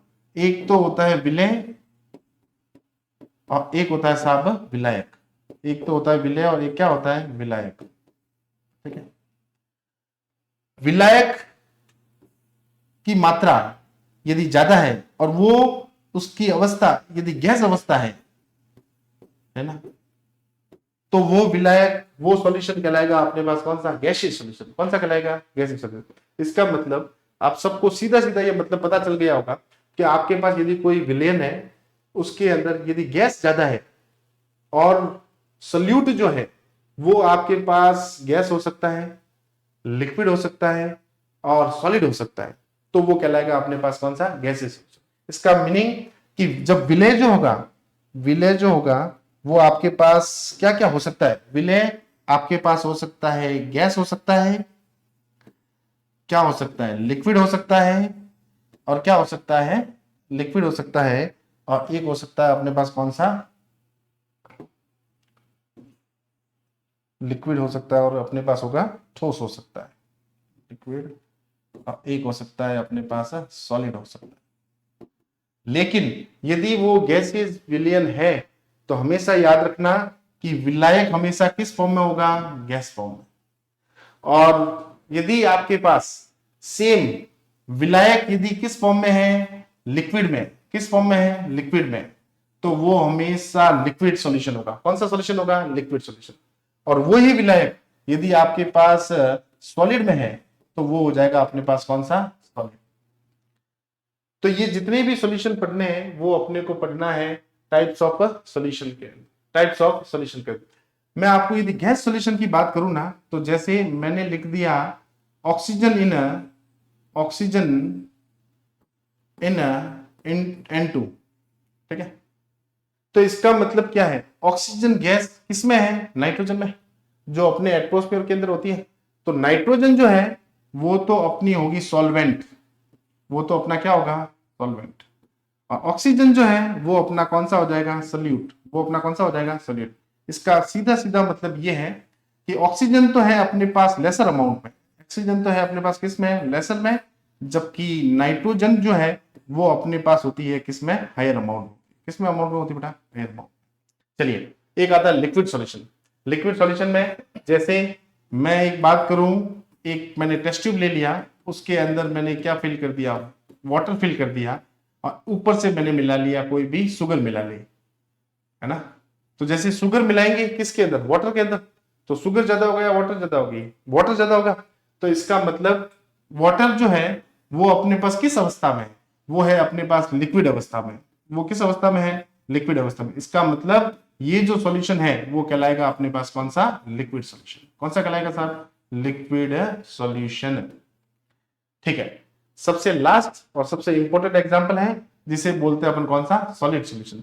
सॉलिड सॉल्यूशन की एग्जांपल की बात करूं ना मैं आपको, तो जैसे अपन बात कर सकते हैं copper in gold, copper in gold. जैसे अपन सबको पता होगा कि गोल्ड जो है उसका भाव बहुत तेजी से ऊपर जा रहा है, तो गोल्ड में जो कॉपर मिला रहे हैं अपन, तो कॉपर तो होता है बहुत कम अमाउंट में मिलता है, और गोल्ड जो होता है उसके सारे गहने बनाए जाते हैं। इसका मतलब कॉपर जो है यहाँ पे सॉल्यूट होता है, और गोल्ड जो होता है वो अपने पास सॉल्वेंट होता है। इसका मतलब जो गोल्ड है उसकी अपने पास अवस्था कौन सी होती है, ठोस अवस्था। कौन सी होती है, ठोस अवस्था। इसीलिए इस सॉल्यूशन को अपन ठोस विलयन भी बोल सकते हैं। किस विलयन बोल सकते हैं अपन, ठोस विलयन बोल सकते हैं। ठीक है, ये अभी मैंने एक एक एग्जांपल बताया है, जब मैं आपको पढ़ाऊंगा तो बहुत अच्छे से बताऊंगा, हर एक दो दो तीन तीन चार चार एग्जांपल बताऊंगा। ठीक है, चलिए, एक आता है अपने पास राउल्स लॉ। कौन सा लॉ, राउल्स लॉ। ठीक है ना। इसी के साथ साथ एक हेनरी लॉ भी आता है। लेकिन वो आपके सिलेबस में नहीं है, तो अपने को सिर्फ पढ़ना है, सटीक पढ़ना है और थोड़ा सा स्मार्ट स्टडी करना है, जिससे अपन इस भर्ती परीक्षा के अंदर एक सीट अपनी कंफर्म कर सके। चलिए साहब, राउल्ट नियम एक आएगा अपने पास, आइडियल और नॉन आइडियल सॉल्यूशन। आइडियल और non ideal solution most important है। आइडियल मतलब जो राउल्ट्स के नियम को फॉलो करते हैं, जो राउल्ट्स के नियम को क्या करते हैं, फॉलो करते हैं। एक आता है नॉन आइडियल। नॉन आइडियल का मतलब होता है जो राउल्ट्स के नियम को फॉलो नहीं करते। क्या होते हैं आइडियल सॉल्यूशन? और भी है, वॉल्यूम से रिलेटेड क्या है, ठीक है ना, टेम्परेचर से रिलेटेड क्या है, वो सब कुछ मैं बताऊंगा, लेकिन अभी अपन सिर्फ थोड़ा सा हल्का हल्का डिस्कशन करेंगे। एक आएगा नॉन आइडियल सॉल्यूशन, है ना। नॉन आइडियल सॉल्यूशन वो भी दो तरह के होते हैं, एक तो पॉजिटिव होता है और एक ही क्या होता है अपने पास, नेगेटिव होता है। एक तो पॉजिटिव होता है और एक होता है अपने पास कौन सा, नेगेटिव। इसका मतलब आदर्श और अनादर्श विलयन को अपने को पढ़ना है। चलिए, एक आती है अपने पास कॉलिगेटिव प्रॉपर्टी। कॉलिगेटिव प्रॉपर्टी में से एक क्वेश्चन आपके बन सकता है। कॉलिगेटिव प्रॉपर्टी मतलब जिसे अपन हिंदी में बोलते हैं विलयन के अणुसंख्य गुणधर्म। कॉलिगेटिव प्रॉपर्टी का मतलब होता है कि वो सारी प्रॉपर्टीज जो उसके नेचर पे डिपेंड न करके उसकी अमाउंट पे डिपेंड करती है, उन सारी प्रॉपर्टी को बोलते हैं अपन कौन सा, कॉलिगेटिव प्रॉपर्टी।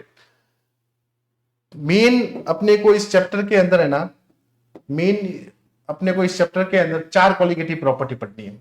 कौन कौन सी कॉलिगेटिव प्रॉपर्टी पढ़नी है?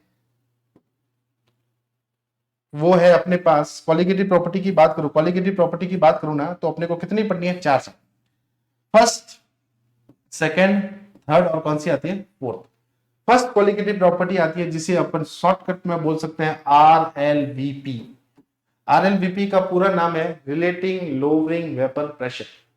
किसी भी विलयन का जो वेपर प्रेशर है, जो वाष्प दाब है, उसको कैसे कम किया जा सकता है, कैसे बढ़ाया जा सकता है, वो सब कुछ पढ़ना है।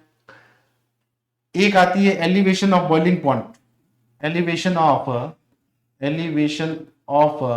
Boiling point, elevation of boiling point. एक आती है अपने पास डिप्रेशन ऑफ फ्रीजिंग पॉइंट।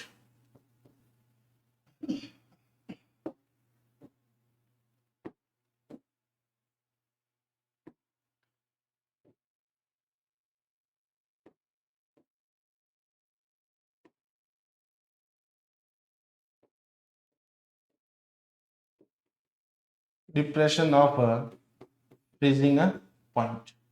एक आता है अपने पास ऑस्मोटिक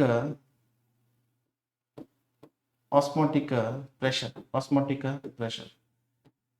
तो ये 4 जो है वो अपने को पढ़नी है किसमें? Colligative property. एक बार मैं फिर बता देता हूं, कॉलिगेटिव प्रॉपर्टी वो प्रॉपर्टीज होती है जो उसके नेचर पे डिपेंड नहीं करती है। तो फिर डिपेंड किस पे करेगी? वो डिपेंड करेगी उसकी अमाउंट पे, कि आपने कितना मिलाया है। ठीक है, चलिए, तो ये अपने को पढ़ना है कौन सा, कॉलिगेटिव प्रॉपर्टी। इसी के साथ अपनी 8 यूनिट है वो भी कंप्लीट हो जाती है।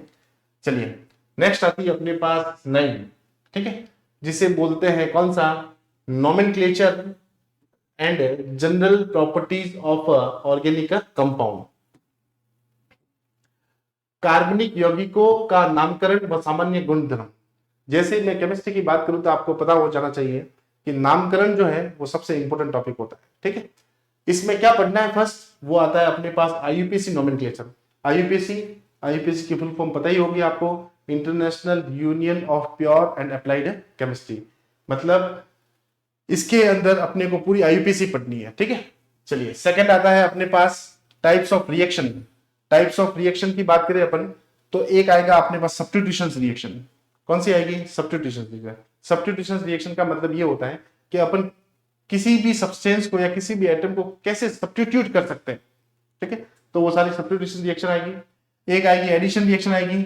एडिशन रिएक्शन में जैसे मान लो अपने पास कोई केमिकल रिएक्शन है, उसके अंदर किसी भी इलेक्ट्रोफाइल को या किसी भी सब्सटेंस को उसके अंदर ऐड करना है, तो वो जो सारी रिएक्शंस होगी वो कहलाएगी अपने पास किसमें? Addition reaction. एक आती है अपने पास एलिमिनेशन रिएक्शन। एलिमिनेशन रिएक्शन का मतलब किसी भी चीज को कैसे एलिमिनेट करते हैं, अपने रिएक्टेंट से कैसे उसको बाहर भेजा जाएगा, वो सारी रिएक्शन आती है अपने पास किसमें? Elimination reaction. ठीक है, चलिए, एक आता है इलेक्ट्रोफाइल और एक आता है कौन सा? न्यूक्लियोफाइल। इलेक्ट्रोफाइल की मैं यदि बात करूं ना, जिसे अपन हिंदी में बोलते हैं इलेक्ट्रॉन स्नेही। क्या बोलते हैं इसको? इलेक्ट्रॉन स्नेही। और एक आता है अपने पास न्यूक्लियोफाइल, जिसे बोलते हैं अपन कौन सा? नाभिक स्नेही। इलेक्ट्रोफिलिक की बात करूं तो इसके ऊपर हमेशा आपको प्लस चार्ज देखने को मिलता है। प्लस चार्ज का क्या मतलब है? प्लस चार्ज का मतलब यह है कि इसके पास न्यूक्लियस मतलब नाभिक तो है ज्यादा, लेकिन कमी किसकी है? वो कमी है इलेक्ट्रॉन की। अब इसके प्लस को यदि हटाना है तो अपने को जरूरत किसकी पड़ेगी? इलेक्ट्रॉन की जरूरत पड़ेगी। वैसा का वैसा जो न्यूक्लियोफाइल है, न्यूक्लियोफाइल में अपने पास NU क्या होता है? माइनस होता है। NU क्या होता है? माइनस होता है। इसका मतलब कि न्यूक्लियोफाइल में इलेक्ट्रॉन तो है ज्यादा, न्यूक्लियोफाइल में इलेक्ट्रॉन तो है ज्यादा, लेकिन कम क्या है? कम है प्रोटॉन। कम क्या है? प्रोटॉन। ये दोनों आपस में रिएक्शन करते हैं और एक कोई भी न्यूट्रल जो स्पीसीज है उसका निर्माण कर देते हैं। तो इसका मतलब आपको इलेक्ट्रोफाइल का यदि मैं कोई एग्जांपल बताऊं तो जैसे सपोज H+ है, ये एक इलेक्ट्रोफाइल का एग्जांपल है। न्यूक्लियोफाइल का एग्जांपल बताऊं तो जैसे OH- है, वो न्यूक्लियोफाइल का एग्जांपल है। ठीक है, तो इसका मतलब जो जो स्पीसीज प्लस चार्ज को कंटेन करती है वो तो कहलाता है इलेक्ट्रोफाइल, और जो स्पीसीज माइनस चार्ज को करती है उसे बोलते हैं अपन कौन सा? न्यूक्लियोफाइल। चलिए, एक आता है अपने पास इंडक्टिव इफेक्ट। इंडक्टिव इफेक्ट में से क्वेश्चन 100% आपके छपने ही वाला है। इंडक्टिव इफेक्ट की बात करूं तो एक तो इंडक्टिव इफेक्ट होता है ना, वो भी दो तरह के होते हैं। एक तो होता है plus I effect. Inductive effect की बात करें ना अपन तो एक तो होता है अपने पास आई इफेक्ट की बात करें ना तो आई इफेक्ट होता है दो। एक तो होता है प्लस आई इफेक्ट, एक होता है साहब कौन सा? Minus I effect. Plus I effect कहां यूज होता है और माइनस आई इफेक्ट कहां यूज होता है, वो सब कुछ अपने को पढ़ना है जब मैं आपको ये बहुत डिटेल से पढ़ाऊंगा कि भाई कौन से इलेक्ट्रॉन विड्रॉइंग ग्रुप होते हैं, कौन से इलेक्ट्रॉन डोनेटिंग ग्रुप होते हैं, कब इलेक्ट्रॉन को डोनेट किया जा सकता है, कब इलेक्ट्रॉन को गेन किया जा सकता है, वो सब कुछ अपने को पढ़ना है कौन सा? इंडक्टिव इफेक्ट के अंदर। ठीक है, इसी के साथ साथ इसकी पैरेलली एक आता है इफेक्ट कौन सा? Electromagnetic effect. इलेक्ट्रोमैग्नेटिक इफेक्ट भी है ना, मैं आपको बताऊं तो ये भी डिपेंड करता है इलेक्ट्रॉन विड्रॉइंग ग्रुप पे। इलेक्ट्रॉन विड्रॉइंग ग्रुप,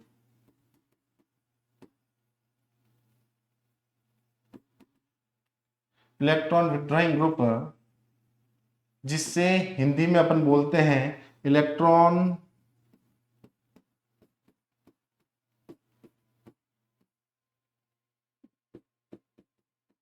ग्राही, इलेक्ट्रॉन ग्राही की बात करें। इसी के साथ अपने पास आएगा एक इलेक्ट्रॉन विड्रॉइंग ग्रुप होगा, और इसी के साथ आएगा एक इलेक्ट्रॉन डोनेटिंग ग्रुप।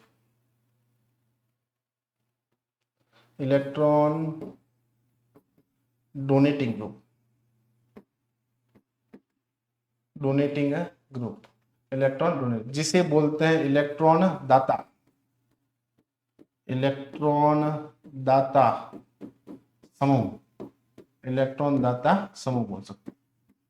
ठीक है साहब, कौन कौन से होते हैं, कैसे होते हैं, वो सब कुछ बताऊंगा मैं आपने को जब भी अपन डिटेल पढ़ेंगे। ठीक है, फिर उसके बाद में एक और टॉपिक इंपॉर्टेंट आ जाता है जिसे बोलते हैं रेजोनेंस इफेक्ट, है ना। रेजोनेंस इफेक्ट, कोई भी एटम या कोई भी मॉलिक्यूल है वो कैसे रेजोनेंस करेगा, ठीक है ना, रेजोनेंस से क्या होता है, ठीक है, वो सब कुछ पढ़ना है अपने को रेजोनेंस में। एक आता है अपने पास हाइपर कॉन्जुगेशन, है ना। हाइपर कॉन्जुगेशन की बात करूं ना तो इसे अपन नो बॉन्ड रेजोनेंस भी बोल सकते हैं। कौन सा बोल सकते हैं इसको? No bond resonance.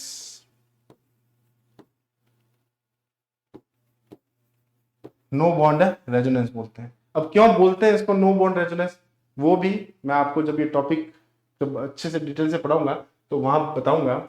एक आता है इसी के साथ स्टेरिक इफेक्ट। स्टेरिक इफेक्ट को अपन बोलते हैं त्रिविमीय प्रभाव।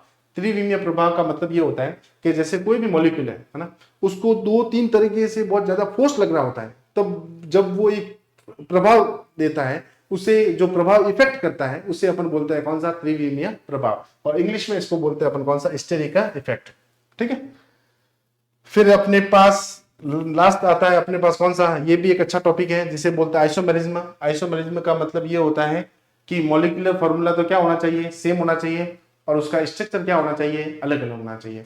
आइसोमेरिज्म की बात करें ना तो अपने पास एक तो स्ट्रक्चर आती है और एक आती है अपने पास कौन सा? स्टीरियो। स्ट्रक्चर की बात करेंगे तो स्ट्रक्चर में अपने को, यदि मैं आइसोमर्स की बात करूं ना तो स्ट्रक्चर अपने को 4 प्रकार की होती है। मेन कितने प्रकार की होती है? 4। एक तो होती है चेन आइसोमर्स, जिसे बोलते हैं श्रृंखला, ठीक है। और एक आती है अपने पास चेन आइसोमर्स आती है, एक अपने पास आती है पोजीशन आइसोमर्स। कौन सी आती है? पोजीशन आइसोमर्स, ठीक है। एक आती है अपने पास functional group isomers, functional group isomers. और एक आती है अपने पास कौन सी? मेटामेरिज्म।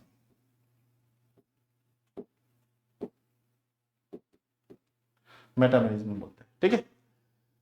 उसी के साथ एक आती है स्टीरियो आइसोमर्स की अपन बात करें ना, तो स्टीरियो के अंदर अपने को पढ़ना है 2 तरह की।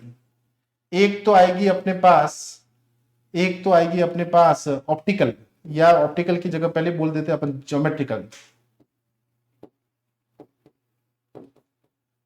है ना। और दूसरी आएगी अपने पास कौन सी? ऑप्टिकल। कौन सी आएगी? ऑप्टिकल। ज्योमेट्रिकल आइसोमेरिज्म क्या मतलब है?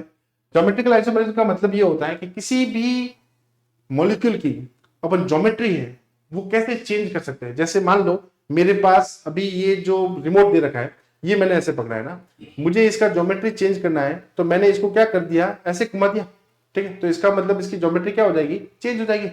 मतलब कि इसकी पोजीशन अपन क्या कर सकते हैं? चेंज कर सकते हैं। और वो कैसे करेंगे? वो करेंगे अपन उनके एटम्स के हिसाब से। तो इसी में अपने को 2 चीजें पढ़नी है। एक तो आता है सिस और एक आता है साहब कौन सा? ट्रांस। ज्योमेट्रिकल में एक तो सिस आता है, एक कौन सा आता है? ट्रांस आता है, ठीक है। ऑप्टिकल में भी सेम है। एक तो आता है डेक्स्ट्रो, एक तो आता है कौन सा? डेक्स्ट्रो, जिसे अपन +D बोलते हैं, है ना। और एक आता है लीवो। कौन सा आता है? लीवो, जिसे अपन बोलते हैं -L। तो इसके बारे में अपने को बहुत अच्छे से पढ़ना है, ठीक है। तो ये अपनी कौन सी यूनिट थी?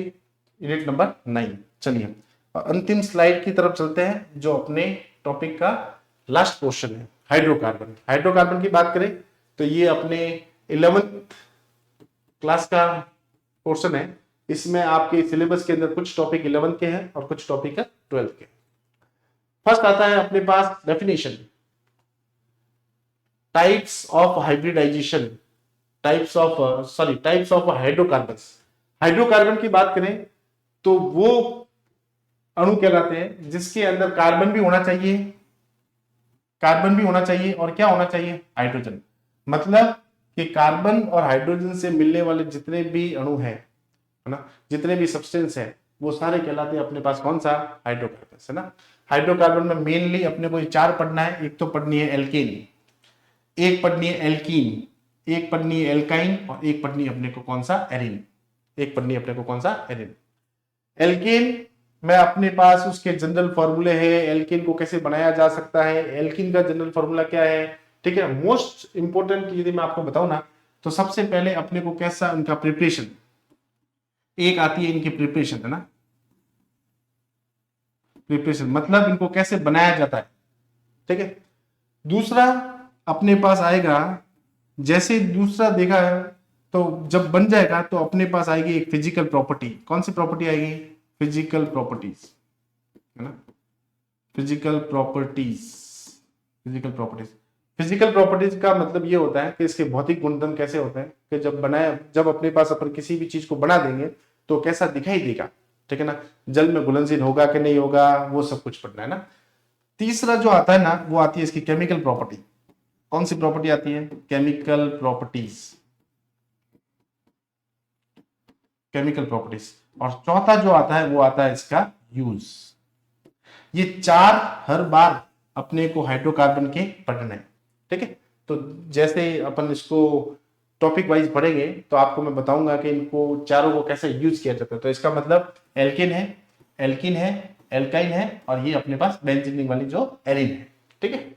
तो ये नेक्स्ट टॉपिक है अपने पास प्रिपरेशन ऑफ हाइड्रोकार्बन। मतलब मैंने अभी आपको बता दिया है कि इनका विवेचन कैसे किया जाता है। ये जितने भी हाइड्रोकार्बन है, एल्केन है, एल्कीन है और एल्काइन है और एरिन है, इनका बनाया कैसे जा सकता है, ठीक है। वो सब कुछ पढ़ना है अपने को किसमें? इस वाला जो सेकंड नंबर टॉपिक है वहां से, मतलब हाइड्रोकार्बनों का विवेचन, जिसके अंदर अपने को वुड्स रिएक्शन है, एलिमिनेशन रिएक्शन है, वो सब कुछ पढ़नी है, ठीक है सब। चलिए एक आती है अपने पास फिजिकल प्रॉपर्टी, है ना। फिजिकल प्रॉपर्टी ये मैंने अभी जस्ट आपको बता दिया है। एक आएगी अपने पास केमिकल प्रॉपर्टी। केमिकल प्रॉपर्टी में जिसमें रासायनिक गुणधर्म, रासायनिक गुणधर्म का मतलब ये होता है कि अपन किसी भी चीज को, जैसे मान लो मैंने ये एल्केन को बना दिया है ना, मैंने किसको बना दिया, एल्केन को। एल्केन को कैसे बनाया जाता है, एक छोटा सा एग्जांपल बता देता हूं मैं। मेरे पास एक लिखा हुआ है CH2 डबल बॉन्ड CH2, इसकी रिएक्शन यदि मैं करा दूं H2 के साथ, किसके साथ कराऊं, H2 के साथ, तीन जो आता है NiPD और कौन सा आता है PT, ये तीन कौन सी मेटल होती है, ये सब आपको पता ही होगा, नहीं भी बताओ तो थोड़ा सा देख लीजिएगा। इसे रिड्यूसिंग मेटल बोलते हैं। कौन सी मेटल बोलते हैं साहब, रिड्यूसिंग मेटल। इनकी प्रेजेंस में हमेशा इसका क्या होगा, रिडक्शन होगा। अब जब रिडक्शन होगा तो इसका मतलब एक H तो जाएगा इसके पास और एक H जाएगा इसके पास, तो ये बन गया अपने पास CH3 और ये CH3। इसका क्या नाम था, इसका नाम था इथीन। इसका नाम क्या था, इथीन, है ना। इथीन का जब भी हाइड्रोजनेशन हुआ है ना, तो क्या फॉर्मेशन हुआ, वो फॉर्मेशन हुआ है साहब इथेन। क्या है, इथेन।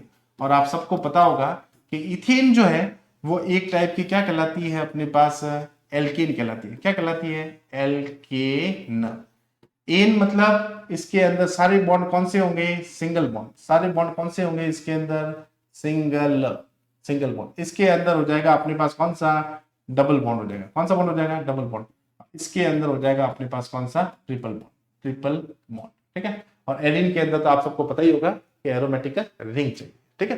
कैसे एरोमेटिसिटी चेक करते हैं वो सब कुछ अपने अंदर बता। अब देखो जैसे इथीन से क्या बन गया, इथेन बन गया, तो इसके अंदर जो डबल बॉन्ड था वो क्या हो गया, ब्रेक हो गया, और वो क्या बन गया, CH3 और CH3।